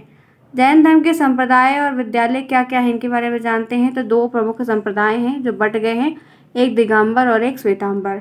आइए बात करते हैं दिगंबर के बारे में। तो इस संप्रदाय के साधु पूर्ण नग्नता में विश्वास करते थे। पुरुष भिक्षु कपड़े नहीं पहनते थे, महिला भिक्षु सिलाई वाली सफ़ेद साड़ियाँ पहनती थी, ठीक है। ये नग्न अवस्था में ही रहते थे, कपड़े अपने स्तर पर नहीं लेते थे। ये सभी 5 व्रत का पालन करते थे। सत्य, अहिंसा, सत्य, अपरिग्रह और ब्रह्मचर्य, इन 5 का काफ़ी अच्छे तरीके से पालन पोषण करते थे और लोगों को भी करने के लिए कहते थे। मान्यता है कि औरतें मोक्ष प्राप्त नहीं कर सकती थी, इनके ये लोग मानते थे। और भद्रबाहु संप्रदाय के प्रतिपादक थे, ठीक है। ध्यान रखिएगा। बात करते हैं श्वेतांबर की, तो ये सफ़ेद वस्त्र धारण करते थे, 4 व्रतों का पालन करते थे, ब्रह्मचर्य को छोड़कर। इनका घर परिवार भी होता था और महिलाएं भी इनमें मोक्ष प्राप्त कर सकती थी, जो श्वेतांबर का पालन करती थी या श्वेतांबर के साथ चलती थी। और इसके प्रतिपादक शूलभद्र थे, ठीक है। ध्यान रखिएगा। आगे बढ़िए। अब इनमें कुछ प्रमुख उपसंपादक, मूर्ति पूजक, ये सारे लोग भी हुआ करते थे। अब बात कर लेते हैं बौद्ध धर्म के बारे में। बौद्ध धर्म क्या है, आप क्या समझते हैं? संक्षिप्त परिचय दीजिए, वर्णन करिए, ऐसे प्रश्न आ सकते हैं। तो भारत में बौद्ध धर्म की जो शुरुआत है 2600 ईसा पूर्व के आसपास में हुई है। बौद्ध धर्म की मुख्य शिक्षाएं 4 महान आर्य सत्य अष्टांगिक मार्ग की अवधारणा पर समाहित है। और बौद्ध धर्म का सार आत्मज्ञान और निर्वाण की प्राप्ति है, जिससे ये जीवन में प्राप्त किया जा सकता है, इसके बारे में बताए हैं। बौद्ध धर्म के संस्थापक गौतम बुद्ध थे। इन्होंने एशिया का ज्योतिपुंज, लाइट ऑफ एशिया कहा जाता है इनको, उससे संबोधित किया गया है। गौतम बुद्ध का जन्म 563 ईसा पूर्व कपिलवस्तु के लुम्बिनी नामक गांव में हुआ था। ठीक है, ये तारीख कहाँ पर हुआ था सब याद रखना है। पिता का नाम जो है शुद्धोधन था। आगे बढ़िए। नेक्स्ट पॉइंट, इनकी माता का नाम माया देवी, मृत्यु इनके जन्म के बाद हो गई थी 7वें दिन ही, और इनका पालन की मौसी ने किया है। ठीक है, प्रजापति गौतमी ने इनका सौतेली माँ नहीं कहेंगे, गलत है, सौतेली माँ क्यों कहेंगे, इनकी प्रजापति। ये हो सकता है कि बाद में उन्होंने शादी करी, मुझे इसकी जानकारी एकदम क्लियर नहीं है, लेकिन हम जितना जानते हैं कि इनकी मौसी थी प्रजापति गौतमी, उन्होंने पालन किया था। हो सकता है कि बाद में उनके पिता ने उनसे शादी कर ली होगी, तो सौतेली माँ ही कहलाएंगी, लेकिन उनकी मौसी थी और उन्होंने जो है इनका पालन पोषण किया था। इनके बचपन का नाम सिद्धार्थ था। गौतम बुद्ध का विवाह 16 वर्ष में यशोधरा नाम की लड़की थी उनसे हो गया था। फिर इनका एक पुत्र पैदा हुआ था राहुल नाम का। ठीक है, चलिए फिर देखते हैं। सिद्धार्थ जब कपिलवस्तु की सैर करने के लिए निकले थे तो 4 दृश्य को कमसाए देखे थे। एक बूढ़ा व्यक्ति इनको दिखा था रास्ते में, एक बीमार व्यक्ति इनको दिखा था, शव दिखा था लेटा हुआ, मतलब आदमी का जो होता है, एक सन्यासी मिले थे। तो जिससे ये एक अपने मन में अलग ही धारणा बनाकर फिर अलग रास्ते पे चले गए। सांसारिक समस्याओं से व्यथित होकर 29 वर्ष की अवस्था में ही इन्होंने गृह त्याग दिया था, जिसे बौद्ध धर्म में महाभिनिष्क्रमण कहा जाता है। महाभिनिष्क्रमण का मतलब है कि सब कुछ एकदम छोड़ छाड़ के चले गए। ये जो 29 साल में गए थे इसका प्रश्न बनता है। तो गृह त्याग करने के बाद बुद्ध ने वैशाली में अलार कलाम से संख्या दर्शन की शिक्षा ग्रहण की थी। अलार कलाम सिद्धार्थ के प्रथम गुरु थे। अलार कलाम है, ध्यान रखना। ठीक है, इनके पहले गुरु हुआ करते थे। उरुवेला में सिद्धार्थ को कौंडिन्य, बप्पा, भदिया, महानाना और अलग अलग 5 साधक मिले। बिना अन्न के ये जल ग्रहण किए 6 वर्ष की कठिन तपस्या के बाद 35 वर्ष की आयु में, इनका जो साल था 35 वर्ष में, इनको ज्ञान प्राप्त हुआ। वैशाख की पूर्णिमा की रात में निरंजना फगुल की नदी के किनारे हुआ था। पीपल के वृक्ष के नीचे सिद्धार्थ को ज्ञान प्राप्त हुआ था। तो ये ठीक है। वृक्ष, वैसे कितनी अजीब बात है ना, पेड़ के नीचे ज्ञान में, हम लोग बैठे तो कुछ नहीं होगा। चलो आओ, छोड़ो वो सब, बहुत लंबी बातें हैं। फिलहाल ज्ञान के बारे में कहते हैं तपस्या करोगे तो होगा, ऐसा कुछ नहीं, आस्था होनी चाहिए। ज्ञान के बारे में है कि प्राप्ति के बाद सिद्धार्थ बौद्ध धर्म काफ़ी जाने गए, खूब फेमस हुआ। बोध गया में इनका स्थान रहा। उपदेश दिए, सिखाए, बताए। नेक्स्ट पॉइंट है, बुद्ध ने अपना पहला उपदेश सारनाथ में दिया था, जिसे हम धर्म प्रचारक, धर्म चक्रवर्ती के नाम से जानते हैं। बौद्ध ने अपना उपदेश जनसाधारण की भाषा पाली थी, उनकी प्रकृति इनकी पाली थी। बौद्ध धर्म ने अपने उपदेश कौशल, वैशाली, कौशाम्बी बहुत सारे राज्यों में दिए। सर्वाधिक उपदेश कौशल देश की राजधानी श्रावस्ती में दिया था, ध्यान रखना। और इनके प्रमुख अनुयायी वे विग्वसार, प्रशनजीत और उद्यन, 3 इनमें शासक हुआ करते थे। बुद्ध की मृत्यु हुई थी वो 80 साल में हुई थी, 484 ईसा पूर्व, कुशीनगर देवरिया उत्तर प्रदेश में हुई थी, और के द्वारा अर्पित भोजन करने के बाद ही हो गई। ठीक है, और जैसे बौद्ध धर्म में महापरिनिर्वाण की जब डेथ हो गई तो महापरिनिर्वाण कहा गया था। मल्लों ने अत्यंत सम्मानपूर्वक बुद्ध का अंत्येष्टि संस्कार भी किया था। ठीक है, एक अनुच्छेद के अनुसार मृत्यु के बाद बुद्ध के शरीर में अवशेष को 8 भागों में बांटकर 8 स्तूप का निर्माण करवा दिया गया था, ध्यान रखना। बुद्ध के जन्म मृत्यु की तिथि को चीनी परंपरा में कोटन अभिलेख के आधार पर निश्चित किया गया है। और कह सकते हैं कि बौद्ध धर्म के बारे में विशद ज्ञान जो पाली त्रिपिटक से प्राप्त हुआ था। ठीक है, ध्यान रखिएगा। और कह सकते हैं कि मूलतः अनिश्वरवादी थे, इसमें आत्मा की परिकल्पना बिल्कुल भी नहीं थी। बौद्ध धर्म पूरे धर्म की मान्यता थी कि लोग फिर से जीवित होते हैं, करते हैं, सबका अलग अलग मानना था, अलग अलग करना था। मैंने इन पे आपको बहुत सारे बहुविकल्पी करवाए हैं और बहुत सारे प्रश्न आपको लिखित करवाए हैं, इसीलिए मैं इन सब चीज़ों को बहुत ही इंपॉर्टेंट, मतलब जितना मेन है वही सिर्फ रिवीजन करवा रही हूँ। तो मुझे उम्मीद है कि दिक्कत किसी को नहीं होगी और सारी बात भी सबको समझ में आ रही हुई। ठीक है, तो आपका देखो दोस्तों 5 चैप्टर हो गया। 5 चैप्टर जितना ज्योग्राफी मतलब हिस्ट्री का सेक्शन था सब करवा दिया। अब ज्योग्राफी बचा हुआ है वो करवाएंगे, फिर सिविक्स करवाएंगे। चलते हैं आगे। सौरमंडल का प्रश्न ही परसों नरसों ही करवाया था, बहुत ईजी है, प्रश्न इनसे बनता है, जो प्रश्न बनेगा वो जानेंगे। सौरमंडल क्या होता है, उसके ग्रह के बारे में है। तो कह सकते हैं कि आज हम ब्रह्मांड और अंतरिक्ष को देख रहे हैं, ज्ञान समझ रहे हैं, पा रहे हैं, शुरुआती सब कुछ देख रहे हैं सौरमंडल के बारे में।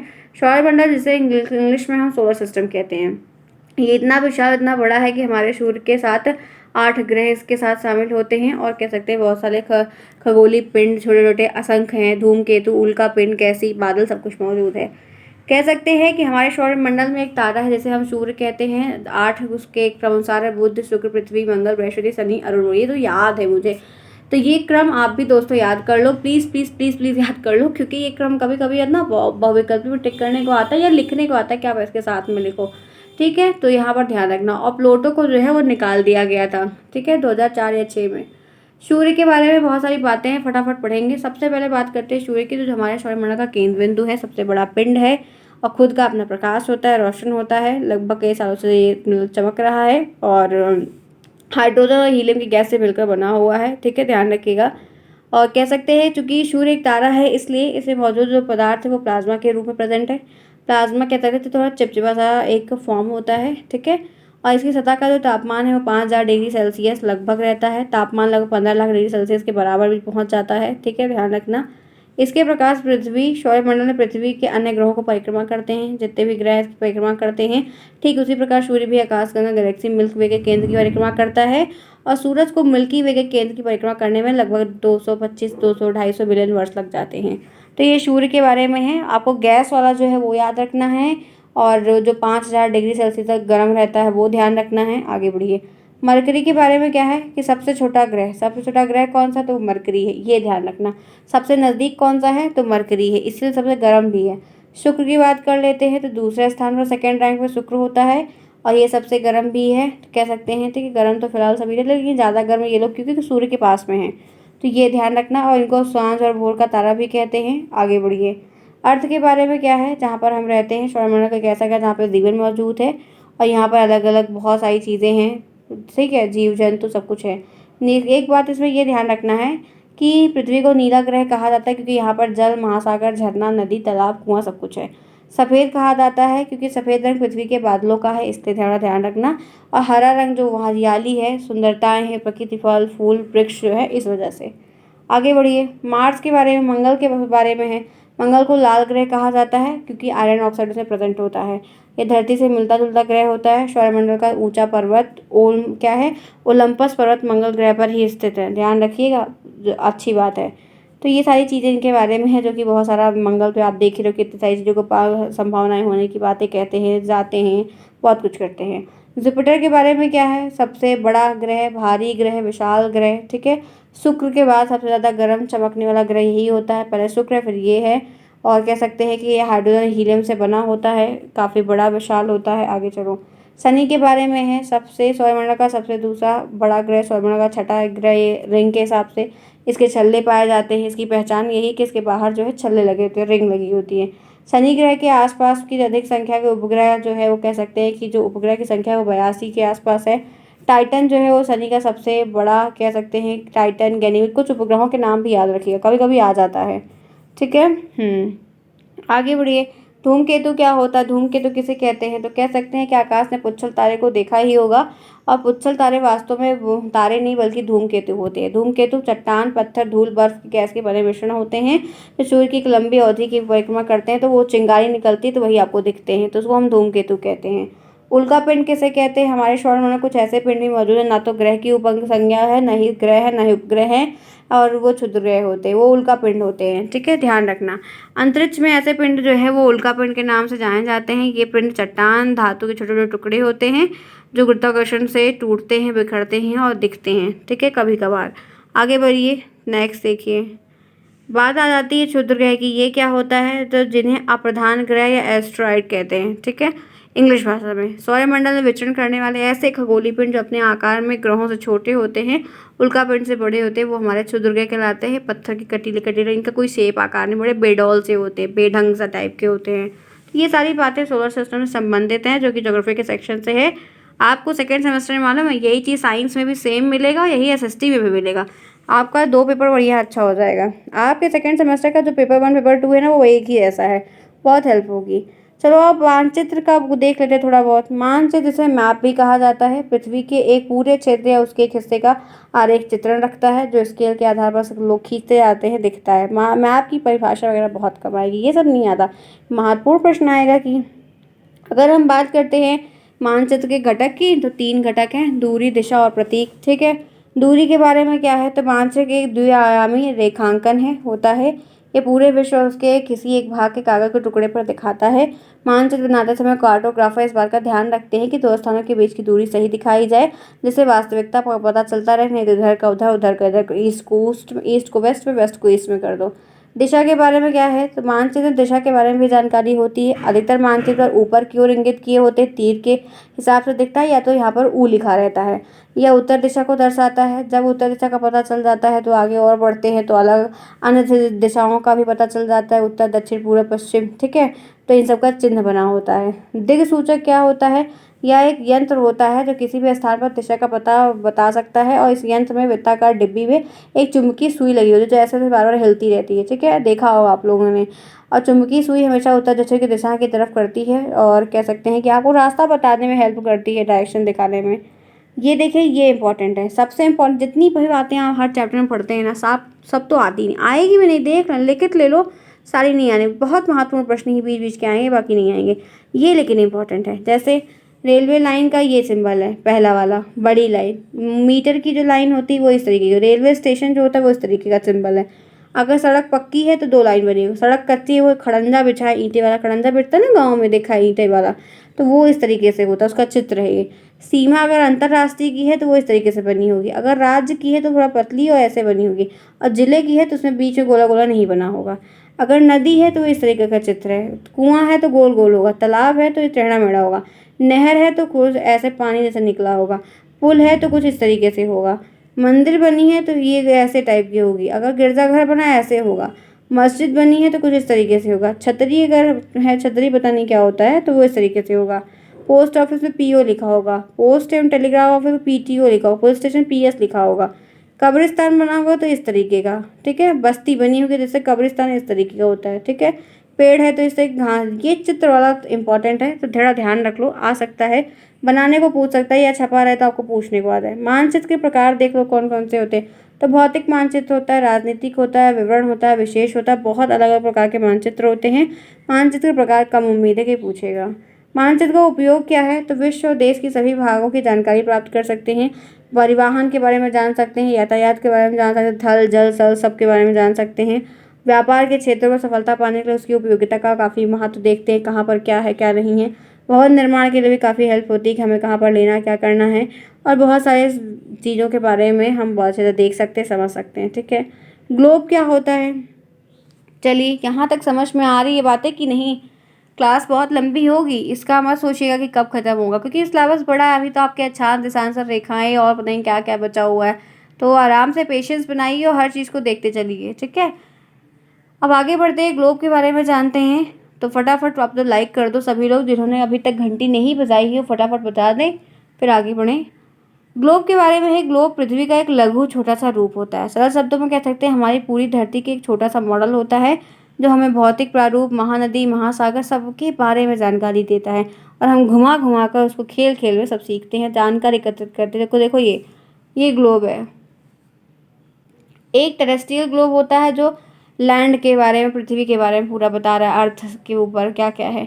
एक सेलेस्टियल ग्लोब होता है जो चांद तारा ये सब दिखाता है, दो प्रकार का होता है, ध्यान रखिएगा। आगे चलिए तो बात कर लेते हैं टेरेस्ट्रियल ग्लोब की, तो नदी, पहाड़, झरना, जितनी भी चीज़ें हैं उनके बारे में बताएगा। और जो वो वाला ग्लोब होता है वो आकाशीय ग्लोब होता है, आकाश में क्या है क्या नहीं है उनके बारे में आपको जानकारी बताता है, कहाँ पर क्या क्या चीज़ें हैं यहाँ वहाँ पर। आगे बढ़िए। अब बात आती है अक्षांश और देशांतर रेखाएं क्या होती हैं। पृथ्वी की ऊपरी सतह और सटीक अध्ययन के लिए हम हमेशा कुछ न कुछ काल्पनिक रेखाएं खींचते हैं, या दो प्रकार की होती है, एक अक्षांश होती है, एक देशांतर। अक्षांश को हम लैटिट्यूड कहते हैं। अक्षांश रेखाएं वे रेखाएं होती हैं जो पृथ्वी के दोनों ध्रुवों को समांतर वृत्ताकार बांट देती हैं, ऐसे ऐसे बराबर हिस्से में। सभी अक्षांश रेखाएं पृथ्वी पर बृहद वृत्त बनाती हैं, ठीक है, ध्यान रखना।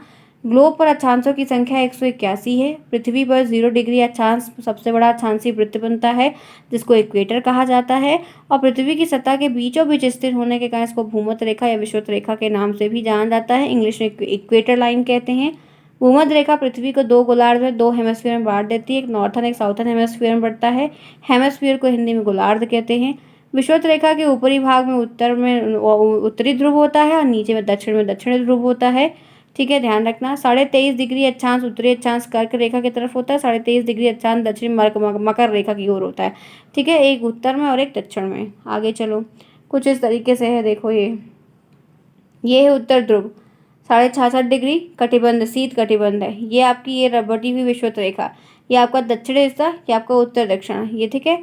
ये आपकी मकर रेखा, ये आपकी कर्क रेखा। ये 23.5 डिग्री, 23.5 डिग्री, ये 66 डिग्री, ये भी 66, ये 0 डिग्री, और दोनों बराबर हिस्से में पड़ गया है। तो ये चित्र बनाना इंपॉर्टेंट है सोशल साइंस में, ये एक इंपॉर्टेंट है। स्क्रीनशॉट लीजिए सभी लोग, जल्दी से लीजिए, जिसके बाद हिंदी में नहीं लिखा हुआ है फटाफट लीजिए, आपको आ सकता है, बिल्कुल आ सकता है, कोई वो नहीं कि नहीं आएगा। चलिए, अब कुछ विशेषताएं हैं उनके बारे में जानते हैं। लगभग सभी अक्षांश रेखाएं एक दूसरे के समांतर होती हैं और एक पूरा सर्किल बनाती हैं। भूमध्य रेखा के दोनों अक्षांशी तट छोटे छोटे हो जाते हैं, मतलब लास्ट तक पहुंचते हैं तो छोटे हो जाते हैं। सभी अक्षांश रेखाएं केवल भूमध्य रेखा का ही वृत्त बनाती हैं, मतलब केवल बांटती हैं, फिर गोला गोला बनता जाता है। उत्तर और दक्षिण ध्रुव बिंदु मात्र होते हैं, ऊपर की तरफ पोल दोनों डिवाइडेड हैं। अक्षांश रेखा अधिकतम मान 90 डिग्री का, तो 90 डिग्री दक्षिण होता है। सभी अक्षांश रेखाएं ग्लोब पर पूरब से पश्चिम की ओर ऐसे खींची जाती हैं। ठीक है, ध्यान रखिएगा। आगे बढ़िए, देखते हैं भूमध्य रेखा ध्रुवों को छोड़कर सभी अक्षांश रेखाएं लघु वृत्त होती हैं। क्या होती? छोटा वृत्त, आधा आधा कटा हुआ वृत्त होती हैं। आगे बढ़िए, देशांतर रेखाएं देख लो, इस तरीके से होती है। अक्षांश रेखाएं जो होती है वो ऐसे ऐसे होती हैं, देशांतर रेखाएं ऐसे ऐसे होती हैं। ठीक है, ये है देशांतर का चित्र। अब इनके बारे में है, देशांतर रेखाओं को पृथ्वी की सतह पर उत्तरी ध्रुव से दक्षिण ध्रुव तक खींचा जाता है, लंबा लंबा खींचा जाता है। ये पृथ्वी पर बृहद वृत्त नहीं बनाती हैं, ये पृथ्वी की सतह पर अर्धवृत्ताकार होती हैं और पृथ्वी की सतह पर कुल संख्या इनकी 360 होती है। ठीक है, ध्यान रखना। ये एक दूसरे से 1 डिग्री की दूरी पर खींची गई होती हैं और पृथ्वी को 1 डिग्री देशांतर के घूर्णन में 4 मिनट का समय लगता है घूमने में। तो 0 डिग्री देशांतर ग्रीनविच मीन रेखा या अंतर्राष्ट्रीय समय रेखा के नाम से इसको हम जानते हैं। आगे चलिए, इसी रेखा के आधार पर विश्व भर में समय जोन का भी निर्धारण इसी रेखा ग्रीनविच लाइन से किया गया है। 0 डिग्री जो देशांतर है, वहाँ से लेकर स्थित देशांतर को पूर्वी देशांतर से पश्चिम तक घुमाने के लिए 1 डिग्री का जो समय लग रहा है वो 4 मिनट के बराबर होता है। और ये कह सकते हैं कि 180 पूर्वी और पश्चिम देशांतर को अंतर्राष्ट्रीय तिथि रेखा कहा जाता है, इंटरनेशनल डेट लाइन, जो 180 डिग्री है। विश्व भर में तारीख का निर्धारण भी इसी देशांतर के अनुसार, जो तारीख वगैरह बढ़ती है इसी के अनुसार होती है। देशांतर रेखाओं की विशेषताओं की बात करो तो देशांतर रेखाएं उत्तर से दक्षिण की ओर एक बिंदु बनाती हैं, बिंदु को मिलाती हैं। एक देशांतर का अंतर जो है वो 4 मिनट का समय लेता है दोनों के बीच में। विषुवत रेखा की ओर बढ़ने पर देशांतर के बीच की दूरी जो होती है वो बढ़ जाती है। देशांतर रेखा 360 होती है। दुनिया का मानक समय देशांतर रेखा से तय है। देशांतर रेखा के बीच की दूरी गोरे के नाम से प्रसिद्ध है। ठीक है, ध्यान रखना। और ग्रीनविच टावर देशांतर रेखा पर ही स्थित है। आगे बढ़िए, कुछ महत्वपूर्ण रेखाओं के नाम की जो वो है अंक है वो इम्पोर्टेंट है, कह सकते हैं, मान है, डिग्री है। कर्क रेखा 23.5 डिग्री, मकर रेखा 23.5 डिग्री, आर्कटिक वृत्त जो है वो 65.5 है, सॉरी 66.5 है। अंटार्कटिका वाली भी 66.5 है। आगे चलो, उत्तरी ध्रुव 90 डिग्री, दक्षिणी ध्रुव 90 डिग्री। तो मान कभी कभी इनका पूछ लेता है, इसलिए मैंने इसको अलग से टेबल बना ली। और विषुवत रेखा 0 डिग्री। ठीक है, चलो अब बात करते हैं अंतर्राष्ट्रीय तिथि रेखा के बारे में। तो कहते हैं कि पृथ्वी पर 180 डिग्री देशांतर के सहारे खंडों को छोड़ते हुए एक काल्पनिक रेखा निर्धारित की गई है, जिसे अंतर्राष्ट्रीय तिथि रेखा कहा जाता है। और इस रेखा के दोनों ओर तिथि में एक एक दिन का अंतर भी पाया जाता है। पृथ्वी का सही आकार क्या है? उत्तर में आप लिखेंगे, हमारी पृथ्वी गोलाकार नहीं है, ऐसा हम कई बार पढ़ चुके हैं। यह उत्तर और दक्षिण ध्रुव में थोड़ी सी चपटी हो गई हैं, अतः थोड़ी सी मुड़ी हैं, उभरी हुई हैं। पृथ्वी का आकार अंडाकार भी माना जाता है और इसके ध्रुव पर बर्फ की भी एक मोटी परत देखने को मिलती है। ग्लोब क्या है? ग्लोब लघु रूप से पृथ्वी का एक वास्तविक प्रतिरूप, ये क्वेश्चंस है, ध्यान रखना, प्रतिरूप है। ग्लोब विभिन्न प्रकार और आकार के हो सकते हैं। बड़ा ग्लोब जो आसानी से एक स्थान से दूसरे स्थान पर हम नहीं ले जा सकते हैं, पॉकेट में रख सकते हैं। एक बात ये ध्यान रखना है, जहाँ पर हमको महासागर, नदी, झरना, तालाब, कुआं सब के बारे में जानकारी मिलती है, पृथ्वी का छोटा सा मॉडल होता है। फिर कर्क रेखा, अक्षांशीय रेखा का मान क्या होता है? तो 23.5 डिग्री, अभी ऊपर बताया। पृथ्वी के 3 ताप कटिबंध कौन कौन से होते हैं उनके बारे में आपको जानकारी देना है, तो आप देख सकते हैं यही 3 होते हैं, उष्ण कटिबंध, शीतोष्ण, शीत होता है। आगे बढ़िए, दोनों में क्या रेखाएं क्या क्या हैं? तो अक्षांश रेखाओं के बारे में है। अक्षांश रेखाएं लंबवत उत्तर और दक्षिण ध्रुव को मिलाने वाली अर्धवृत्ताकार रेखांक को देशांतर रेखा कहते हैं। देशांतर रेखा की काल्पनिक रेखाएं हैं जो उत्तर से दक्षिण को खींची जाती हैं और अक्षांश रेखाएं पूर्व से पश्चिम की ओर खींची जाती हैं। आगे बढ़िए, ऊष्मा की सबसे अधिक मात्रा उष्ण कटिबंध को क्यों प्राप्त होती है? तो कर्क रेखा और मकर रेखा के बीच में सभी अक्षांश पर सूर्य वर्ष में एक बार दोपहर में का सिर ऊपर ठीक से एकदम सटीक ऊपर होता है, जिससे ऊष्मा बहुत ज़्यादा पड़ती है, एकदम से ऊपर बीच में आता तो बहुत गर्म हो जाता है। जब भारत में शाम के 5:30 बजते हैं तो लंदन में दोपहर के 12 बजते हैं, क्यों? भारत ग्रीनविच के पूर्व 22:83 की स्थिति पर होता है और भारत का समय लंदन से 5 घंटा 30 मिनट आगे है, क्योंकि देशांतर के प्रत्येक अंश में 4 मिनट का अंतर है। जबकि लंदन में दोपहर 12 जब बजते हैं तो भारत में 5:30 बजा, इसीलिए वो 5 घंटे 30 मिनट आगे चलता है। आगे बढ़िए। भूमध्य रेखा से उत्तर दक्षिण में दिए गए स्थान की कोणीय दूरी क्या कहलाती है? तो प्रधान देशांतर, देशांतर, अक्षांश, इनमें से कोई नहीं। तो यहाँ पर राइट आंसर है अक्षांश कहलाती। क्या कहलाती है?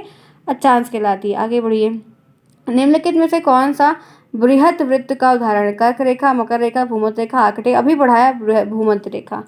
आगे बढ़ जाइए। नेक्स्ट देखिए। ध्रुवों की तरफ जाने पर अक्षांश रेखा के व्यास की प्रकृति कैसे? जब पोल की तरफ जाता है तो अक्षांश कैसा हो जाता है? स्थिर रहता है, घटता है, बढ़ता है? पहले घटता है तो यह घट जाता है।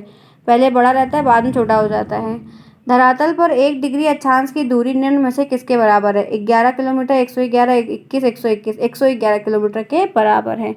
यहाँ तक बात क्लियर हुई? आगे बढ़िए। अब यहाँ पर है पृथ्वी के ताप कटिबंध। तो उसके पहले आप जानो गोलार्ध किसे कहते हैं। गोलार्ध या ध्रुव का संबंध ग्लोब से होता है। पूरे विश्व में 2 भागों में बटा है, एक उत्तर एक दक्षिण गोलार्ध। भूमध्य रेखा से उत्तर की ओर उत्तरी गोलार्ध, नीचे की ओर दक्षिणी। उत्तरी गोलार्ध को उष्ण कटिबंधता या शीतोष्ण कटिबंध का क्षेत्र पाया जाता है। पृथ्वी के ताप कटिबंध 3 है, उष्ण है, शीतोष्ण है, शीत है। पृथ्वी की गतियाँ क्या क्या हैं? बहुत इंपॉर्टेंट टॉपिक है। 2 घूर्णन है और परिक्रमण है। ठीक है, आगे चलो। दैनिक गति घूर्णन वाली होती, वार्षिक गति परिक्रमा वाली होती। घूर्णन गति क्या है? पृथ्वी अपने अक्ष पर पश्चिम से पूरब की ओर लगातार 24 घंटे में एक चक्कर पूरा करती है और पृथ्वी की घूर्णन गति के कारण दिन और रात होते हैं। ठीक। नक्षत्र दिवस कब मनाया जाता है? मतलब क्या है? तो किसी निश्चित नक्षत्र के उत्तरोत्तर 2 बार गुजरने के बीच की जो अवधि होती है वो हमारी नक्षत्र दिवस के नाम से मनाते हैं कुछ लोग। 23 घंटे 56 मिनट की होती है। परिक्रमा गति क्या होती है? दूसरी वाली। पृथ्वी अपने कक्ष पर घूमने के साथ साथ सूर्य के चारों ओर एक अंडाकार मार्ग पर 365 दिन 6 घंटे 28 मिनट में लगता है। इतना सेकंड होता है 4191, मतलब इतना टाइम ड्यूरेशन रहता है, तो इतना चक्कर लगा के पूरा करती है और एक चक्कर पूरा करने की परिक्रमा वार्षिक गति कहती है। ठीक है, बहुत बेसिक चीज़ें हैं जो इंपॉर्टेंट है, वो बहुत बार रिविजन करवा के सब बताए हुए हैं। कर्क रेखा क्या होती है? ये उत्तरी गोलार्ध की भूमध्य रेखा होती है 23.5 डिग्री। मकर रेखा दक्षिण गोलार्ध में होती है 23.5 डिग्री। आगे बढ़े। यहाँ तक बात क्लियर हो गई। 8वां चैप्टर आपके नदी से और देश से है। ठीक है, कॉन्टिनेंट और ओशियन से, महाद्वीप और महासागर। एक महाद्वीप जो होता है बड़े भूभाग में से एक महासागर और अन्य भूभाग के द्वारा अलग करते हैं। महाद्वीप को 7 अलग क्षेत्रों में डिवाइड करते हैं। Asia, north America, south America, Antarctica, Arktika और अफ्रीका, यूरोप, ऑस्ट्रेलिया। ठीक। महासागर के बारे में क्या है? महासागर एक खारे पानी का जल निकाय के रूप में संदर्भित किया जाता है जो पृथ्वी पर 71% हिस्से को पूरा कवर करता है। दूसरे शब्दों में कह सकते हैं इसे पानी का बहुत बड़ा पिंड भी कहते हैं, जिसका कारण महासागर भी बहुत सारे भागों में डिवाइड है, 5 में डिवाइड। प्रशांत महासागर, अटलांटिक महासागर, भारत महासागर, ध्रुवीय महासागर और दक्षिण महासागर। ठीक है, 5 महासागर हैं और 7 महाद्वीप हैं। ठीक है, ये द्वीपों के नाम हैं। अब इनके बारे में कुछ चीज़ें हैं तो फटाफट देखेंगे। एशिया के बारे में क्या है? एशिया में हम लोग रहते हैं। एशिया पृथ्वी का सबसे बड़ा महाद्वीप है। इसका क्षेत्रफल वितरे वर्ग क्षेत्रफल ना कभी याद होता है किसी को, ना मतलब याद करना चाहो तो याद करो, लेकिन IAS का पेपर थोड़ी है इतना टफ आएगा। बेसिक ध्यान रखो, ये कोई पूछा भी नहीं गया। अफ्रीका के बारे में है। क्षेत्रफल जनसंख्या दोनों के दृष्टि से यह दूसरा महाद्वीप है। इनका अनुमान 15% जनसंख्या अफ्रीका में देखी जाती है। ठीक है। अंटार्कटिका के बारे में क्या है? तो इनका इतना किलोमीटर से यहाँ तक बटा हुआ है। ज़्यादातर ग्रह सबसे ज़्यादा दक्षिण महाद्वीप में होने के लिए जाना जाता है इसको। आगे चलो। ऑस्ट्रेलिया के बारे में भी यही चीज़ है। ठीक है, सिडनी सबसे बड़ा शहर है ऑस्ट्रेलिया का। ये कुछ चीज़ें ध्यान रख लीजिए मेन। यूरोप के बारे में है। सबसे घनी आबादी वाला महाद्वीप है। मुख्य रूप से यहाँ पर काफ़ी यूरल पर्वत भी यहाँ पर है। आगे बढ़ो। उत्तरी अमेरिका में यहाँ पर इनका वर्ग मील वगैरह वगैरह चीज़ें हैं। इनके जो ये हैं विशाल भूमि वाले जो कब्जा कर रहे हैं क्षेत्र, मतलब कनाडा, संयुक्त राज्य अमेरिका, मैक्सिको, ये सारी चीज़ें इनमें आ जाएंगी। इनसे प्रश्न नहीं बनेगा। ठीक है दोस्तों, इसलिए हम नहीं करवा रहे हैं, आएगा नहीं, मत परेशान हो। पैसिफिक ओशियन के बारे में भी कभी पूछा नहीं गया है इन लोगों, ये महासागर प्रशांत महासागर, लेकिन देख लेते हैं। दुनिया का सबसे बड़ा महासागर प्रशांत महासागर है। पृथ्वी के 1/3 हिस्से को कवर करता है ये। प्रशांत महासागर उत्तरी ध्रुव के महासागर से लेकर दक्षिण ध्रुव तक फैला हुआ है। इसमें यह अमेरिका को अलग करता है एशिया और ऑस्ट्रेलिया से। अटलांटिक महासागर है, यह दूसरा सबसे बड़ा महासागर है। अटलांटिक महासागर अफ्रीका, यूरोप ध्रुव के महासागर से दक्षिण महासागर के बीच में स्थित है। महाभारत का इंडियन ओशन कहाँ है? तो भारत महासागर विश्व का तीसरा सबसे बड़ा सागर है। एशिया से लेकर अफ्रीका तक ये फैला हुआ है। और इनके बारे में कुछ कुछ चीज़ें हैं। फ्रेंड्स, बहुत मैं परेशान हूँ, नहीं बता रहे क्योंकि आएगा नहीं, ठीक है, ध्यान रखना, क्योंकि ये सब एग्जाम बताया है, पढ़ाने के दौरान सब बताया, अभी नहीं आएंगे। इनसे प्रश्न बहुत कम कभी कभार आए हैं, ठीक है। 9वां चैप्टर आपका मानसून से संबंधित है। मानसून और जलवायु। मानसून क्या होता है? मानसून से क्या तात्पर्य है? तो हिंद महासागर और अरब सागर की ओर भारत से दक्षिण पश्चिमी तट पर आसानी से आने वाली हवाओं को कहते हैं, ठीक है।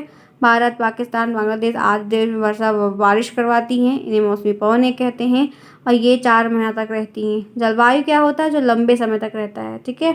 मौसम तो बदलता रहता है 1 घंटे में, लेकिन जलवायु जो होती है वो लंबे समय तक रहती है। उसको दीर्घकालिक औसत जलवायु कहते हैं, जो जल्दी नहीं बदलती है।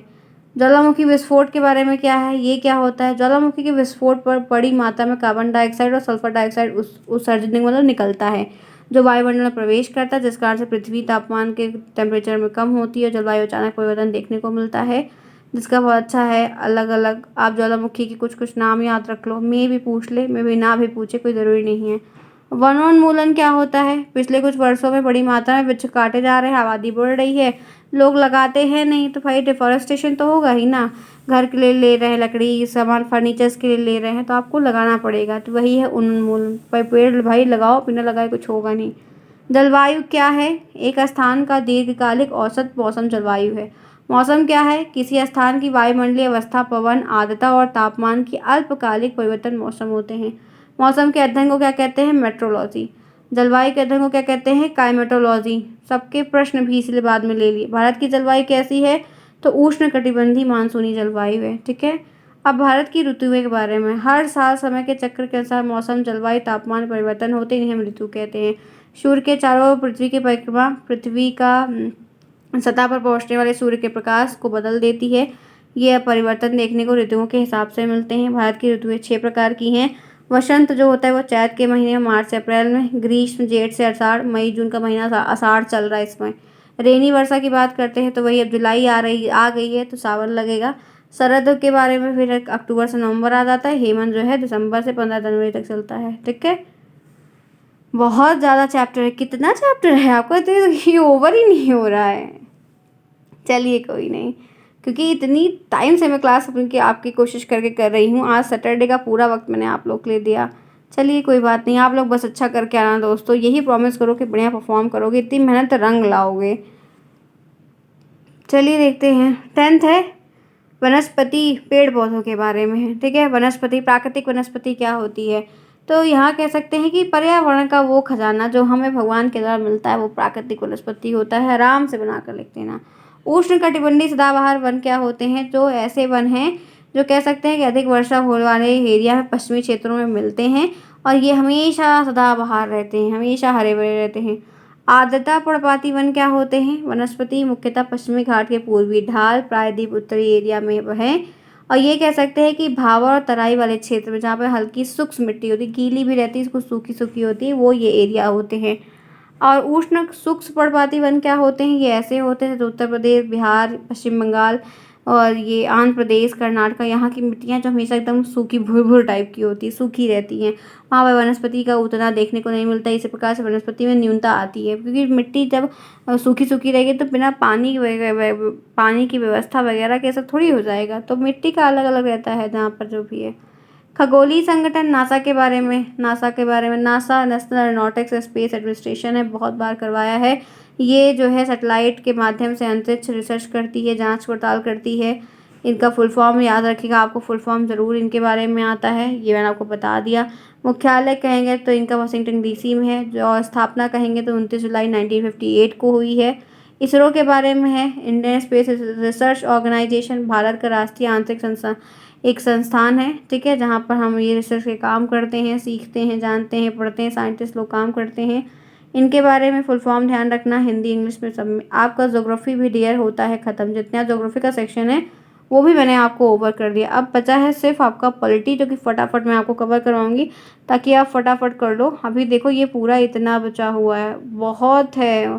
ठीक है, चलो फटाफट करेंगे ताकि आपको ये जल्दी से जल्दी खबर हो जाए और हम फटाफट फिर आज की क्लास को करेंगे ओवर। ठीक है, ये भी देख लेते हैं इसमें जितना इम्पोर्टेंट है। ग्रामीण जीवन क्या होता है? गांव का जीवन है गांव की प्रकृति का अनुभव, धरती के साथ रहना, धरती को प्रेम करना, वहाँ के सादा जीवन, उच्च विचार। गांव का जीवन यही है। ग्रामीण जीवन शैली कैसी होती है? आप बहुत सा लिख लेंगे, इसको मुझे बताने की ज़रूरत नहीं है। पंचायती राज व्यवस्था, इनके बारे में देखते हैं। पंचायती राज व्यवस्था की शुरुआत पंडित जवाहरलाल नेहरू ने की थी। 2 अक्टूबर 1959 को की थी। राजस्थान के नागौर जिले में की थी, ये ध्यान रखना। कहाँ पर? नागौर जिला में। 11 अक्टूबर 1959 को आंध्र प्रदेश में भी की राज्य पंचायती राज्य का शुभारंभ हुआ। इसके बाद अब बहुत सारे राज्यों में यह शासन चलता गया और चीज़ें समय के साथ फैलती गई।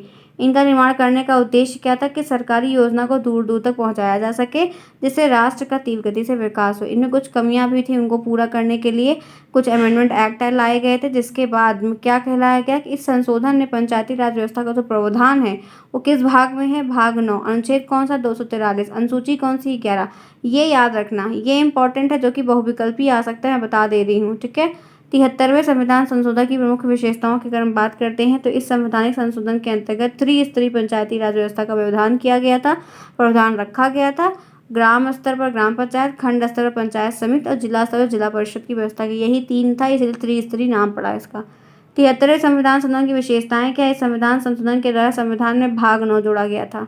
भाग 9 के अंतर्गत पंचायती राज व्यवस्था को अनुच्छेद 43 में रखा गया था, जिसमें सारी बातें आपको इसमें संबंधित कही गई हैं। ठीक, पंचायती राज संस्था के प्रकार की बात करते हैं तो ग्राम स्तर ग्राम पंचायत, ब्लॉक स्तर पंचायत समिति, जिला स्तर पर जिला परिषद होता है। आगे बढ़िए। पंचायत समिति के सदस्य की योग्यता क्या होती है? भारत का नागरिक हो, 25 साल की उनकी उम्र हो और पंचायत समिति मतलब पंचायत समिति सरकार से कोई और नौकरी पे पैसा ना ले रहा हो। पंचायत समिति का मुख्य विभाग क्या है? वित्त है, जन के कार्य है, स्वास्थ्य, शिक्षा है, सामाजिक है, सुधार है, कृषि का कार्य है, सूचना तकनीकी है। पंचायत समिति का ग्राम पंचायत के श्रेष्ठ में स्थित समिति है। इस समिति में अनेक संवैधानिक पद नियुक्त होते हैं व्यक्तियों के द्वारा और तहसील ब्लॉक स्तर पर भी होता है। इस समिति में हर 5 वर्ष में चुनाव आयोजित होते हैं, फिर जो लोगों को चुना जाता है, किसी को रखा जाता है। पंचायत समिति में ग्राम पंचायत के श्रेष्ठ स्थिति में बैठते हैं। ये वही चीज़ रिपीट हो गई, इसको आप छोड़ दो। ठीक है, चलो आगे। इनकी संबंधित समितियाँ 5 कौन सी थी? बलवंत राय मेहता समिति, अशोक मेहता, जीवी राव समिति और LM संघवी समिति। मेनली जो नाम आते हैं वो बलवंत राय मेहता समिति का ही आता है 1957 की। आगे बढ़िए। इनके काम क्या हैं? पंचायती राज व्यवस्था के काम क्या है? तो स्वास्थ्य संबंधी जितना कार्य है उनकी देख रेख करो। ठीक है, स्वास्थ्य संबंधी समितियों को ग्रामीण में भाई व्यवस्था बना के रखो।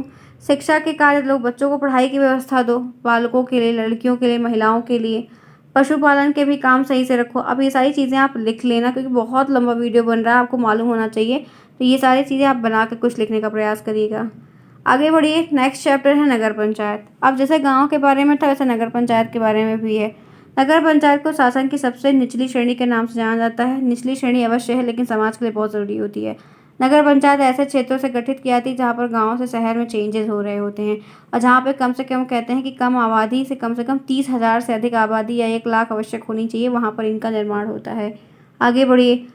नगर पालिका क्या है? नगर पालिका एक शहरी निकाय का शासन है। शासन की यह व्यवस्था नगर पंचायत से बड़ी है मगर नगर निगम से छोटी होती है। वास्तव में यह नगर पंचायत का ही एक बड़ा स्वरूप होता है, इसलिए इसकी स्थापना क्षेत्रों में भी की जाती है। पहले नगर पंचायत हुआ करती थी, बाद में नगर पालिका की स्थापना आवश्यक हो गई। 1 लाख की आबादी से 5 लाख से कम हो, मतलब 5 लाख से कम हो, वहाँ पर इनका गठन होता है और फिर इनका भी वही कार्य होता है। आप रहो, देखो, समझो, इनके अलग अलग कार्यों की बात करो तो वही सुरक्षा देते हैं। ठीक है, सड़क बनाएंगे और हॉस्पिटल खुलाएंगे, मेडिकल स्टोर खुलाएंगे, स्कूल बनाएंगे, नहर बनवाएंगे, मछली पालन होगा, नहर आएगी, यही सब होता रहता है। ठीक है, यातायात के नियम पे आ जाओ फ्रेंड्स, देख लो ये क्या है। कुछ ट्रैफिक के नियम है। वाहन चलाते समय हेलमेट उतार दे सॉरी, हेलमेट पहन ले। मतलब अगर वाहन चला रहे हैं तो बिना हेलमेट के मत जाएं। खुद की ज़िंदगी का भी ख्याल रखें, जिसको ठोके उसकी भी ज़िंदगी का ख्याल रखें, उसके भी बच्चे हैं भैया। ठीक है, ध्यान रखो, यही सारी चीज़ें हैं। एक तरफा ट्रैफिक है तो ये सिग्नल होगा, ठीक है, ध्यान रखना। तो आप देखोगे कहाँ पर आपको क्या है, गलत तरीके से साइड पार्क करोगे तो आपको फ़ाइन भरना पड़ेगा। दोनों दिशा में वाहन है तो ये आपका सिंबल होगा। बाएं मुड़ना है, नहीं है तो ये सिंबल होगा। दाएं नहीं मुड़ना है तो ये सिंबल होगा, ठीक है। ताकि जहाँ पे वर्जित हो, मना हो, उसके सिंबल्स को पहचानो। नो ओवरटेकिंग है तो आपको ऐसे सिंबल बने होंगे, आप ओवरटेक नहीं। पार्किंग नहीं है तो इस तरीके का एरिया, पार्किंग जहाँ अलाउ नहीं वहाँ जाके पार्क कर दोगे तो गलत ही तो होगा। रोक नहीं सकते हो, नॉन स्टॉप है, हाईवे पे कहाँ इतना कुछ होता है। यू टर्न के लिए अलाउ नहीं है, ट्रक वगैरह वर्जित है, उसकी ये सब नियम है। साइकिल वर्जित है, तो ये सारे नियम बातें आप देखो। आपको लिखने को क्या आएगा कि जो है सड़क व्यवस्था कैसी होनी चाहिए, यातायात के नियम क्या क्या होने चाहिए, मोबाइल नहीं चलाना चाहिए, अपने सिग्नल्स को देखते रहना चाहिए, ठीक है। यही सारी चीज़ें हैं। नियम होना चाहिए, ड्राइविंग लाइसेंस होना चाहिए, तो जो है ड्रिंक विंक करके ना चलाएं, फ़ोन ना चलाएं, यही सारी चीज़ें। आइए आगे बढ़ते हैं, देखते हैं नेक्स्ट चैप्टर अर्थशास्त्र से समय। अर्थशास्त्र विज्ञान की एक ऐसी ब्रांच है जिसके अंदर वस्तुओं और सेवाओं के उत्पादन, वितरण, विनिमय और उपयोग का अध्ययन है। कितना बना, कितना आया, कितना गया, कितना माल बचा, कितना बेचा गया, कितना प्रॉफिट हुआ, ये सब है। अर्थशास्त्र शब्द जो है संस्कृत के धन से हुआ है। धन है जिसका मतलब धन का अध्ययन है, पैसों का अध्ययन है, कैसे रख सकते हो, क्या कर सकते हो, ये सारी चीज़ें। अर्थशास्त्र का उपयोग समझने के लिए काफ़ी अच्छा होता है कि किस तरीके से आप कार्य संभाल सकते हो, देख सकते हो। राजनीतिक, धार्मिक, अपराध, शिक्षा व्यवस्था, सब जगह पे इनका प्रयोग किया जाता है। अब कुछ प्रश्न हैं। आर्थिक क्रिया के प्रकार समझाइए। तो उत्पादन, उपभोग, निवेश और विनिमय 4 प्रकार है। उत्पादन में क्या है, उत्पादन का अर्थ किसी वस्तु का निर्माण करना, ठीक है। जैसे दर्जी कपड़ा काट कर नए कपड़े बनाता है, नया रूप देता है, कुर्सी बन रही, टेबल बन रहा है, अलग अलग चीज़ें। आगे बढ़िए, चलते हैं। उपभोग में क्या है, उपभोग वह आर्थिक क्रिया है जिसमें व्यक्तिगत और सामूहिक आवश्यकताओं की संतुष्टि के लिए वस्तुओं सेवाओं को उपयोग में लाया जाता है। भोजन करना, कपड़ा पहनना, नाचना, गाना, खेलना, सामान यूज़ करना, ये सारी चीज़ें। निवेश में क्या है, निवेश वह आर्थिक क्रिया होती है जिसका संबंध भविष्य में वस्तुओं और सेवाओं के उत्पादन के लिए पूंजीगत वस्तुओं से उत्पादन है, सामानों से उत्पादन है, ठीक है। सिलाई मशीन, कपड़ा सिलने वाला उत्पादन है, मशीन है लेकिन उससे आपको कुछ मिल रहा है। विनिमय का मतलब होता है किसी वस्तु के बदले किसी दूसरी वस्तु का आदान प्रदान। चीनी दे दो, दाल ले लो, दाल दे दो, आटा ले लो, ठीक है। चलिए, क्रय नियम, विक्रय नियम। जब हम कोई सामान खरीदते हैं तो उसके बदले जो भी मूल्य देते हैं वो क्रय नियम होता है। जब हम सामान बेचते हैं उसके बदले में कोई जो मूल्य प्राप्त करते हैं वो विनिमय कहलाता है, ठीक है, विक्रय विनिमय कहलाता है। कुछ परिभाषा है। धन के शास्त्र को अर्थशास्त्र कहते हैं। एडम स्मिथ ने कहा, अच्छी परिभाषा है। अर्थशास्त्र मनुष्य के व्यवहार का अध्ययन है, मार्शल ने कहा। अर्थशास्त्र के प्रकार कितने होते हैं, तो एक व्यष्टि होता है और एक समष्टि होता है, ठीक है। माइक्रो और मैक्रो होता है, बड़े स्केल पे, छोटे स्केल पे। राष्ट्रीय आय क्या होती है, व्हाट इज नेशनल इनकम। किसी भी देश की अर्थव्यवस्था पूरे वर्ष में उत्पादित जितनी वस्तु है, जो सेवा है, जो काम है, उसके शुद्ध मूल्य के योग को राष्ट्रीय आय कहा जाता है। जब भी राष्ट्र की आय बोला जाता है तो उसका अर्थ ये है कि एक देश में एक साल में उत्पादित जितनी समस्त वस्तुएं, सेवाएं हैं, उनका मौद्रिक मूल्य जोड़ के, साल भर का घटा के, सारा चीज़ प्रॉफिट निकाल के, मतलब उनका खर्चा निकाल के जो बचता है वो हमारा राष्ट्रीय आय में आता है। राष्ट्रीय आय की विशेषता, वस्तु और सेवाओं के मौद्रिक मूल्य का योग होता है। एक साल भर की पूरी आय को देखा जाता है। पूंजी की गिरावट को घटाया और विदेश से प्राप्त शुद्ध लाभ को जोड़ा जाता है। एक साधन को एक बार में ही गिना जाता है। और राष्ट्रीय आय एक माप है जो धन के नापनी में नापी जाती है। जीडीपी क्या है, ग्रॉस डोमेस्टिक प्रोडक्ट। जीडीपी को हिंदी में सकल घरेलू उत्पाद कहते हैं। फुल फॉर्म कभी कभी आता है, ध्यान रखना। कहते हैं इसको इस प्रकार से समझा जा सकता है, किसी भी देश में उत्पादित वस्तु और सेवा का बाजार का कितना मूल्य है, वो जीडीपी है। जीएनपी क्या है, ग्रॉस नेशनल प्रोडक्ट है। एक निश्चित समय और एक वित्त वर्ष में देश की नागरिकों द्वारा उत्पादित वस्तुओं और सेवाओं का अंतिम मौद्रिक मूल्य जो होता है वो जीएनपी के बराबर होता है। कभी कभी इनकी परिभाषा पूछी गई है, मुख्यतः नहीं आई हुई है, ठीक है। आगे बढ़े। एनएनपी क्या होता है, तो जीएनपी से लागत के मूल्य में होने वाले जो हाश होते हैं, लॉस होता है, वो शुद्ध राष्ट्रीय उत्पाद या एनएनपी कहलाता है। तो फ्रेंड्स, आपकी अब ये क्लास हो गई over. Best of luck to all my friends. 2022 batch का या एसएसटी का भी पेपर, आपका एसएसटी का पेपर, आपके जितने 50 नंबर के पेपर हैं ना, बहुत बड़े बड़े हैं। इनको पढ़ाया हमने आपको 3 महीने में लगभग, और आज मैंने इसको आपको 1.5 घंटे में ख़त्म किया। सिर्फ भगा भगा का मतलब ये है कि वही आप ही जानते हैं, पूरी फुल नोट से नहीं पढ़ाया है, क्योंकि उसमें बहुत सारी चीज़ें दी हैं। वो सारी चीज़ें मैं इसलिए दे देती हूँ कि बच्चे अगर ले रहे हैं तो वो रखे रहें और टेट में उनके बहुत काम आएगी। तो ये सब कुछ मैंने दोस्तों पढ़ा दिया, रिवीजन करवा दिया। आप प्रॉमिस करो कि 90% के नीचे तो ले मत आना बिल्कुल भी। और बैक तो सवाल ही नहीं उठता, इतना कुछ मैंने पढ़ा दिया। बस मैथ बचा हुआ है, उसका भी रिवीजन आपको 1-1.5 घंटे 2 घंटे 3 घंटे का ऐसे मिलेगा परसों की क्लास में, ताकि उसमें भी आप पढ़ पाओ, सीख पाओ, देख पाओ। मुझे उम्मीद है क्लास बहुत अच्छी लगी होगी, सारा रिवीजन हमने कर लिया। ठीक है, चलिए फ्रेंड्स, देखते हैं फिर मिलते हैं नेक्स्ट में। तब तक के लिए take care, bye bye, see you soon, best of luck. मुस्कुराते रहो, हंसते रहो, अच्छे से पढ़ो।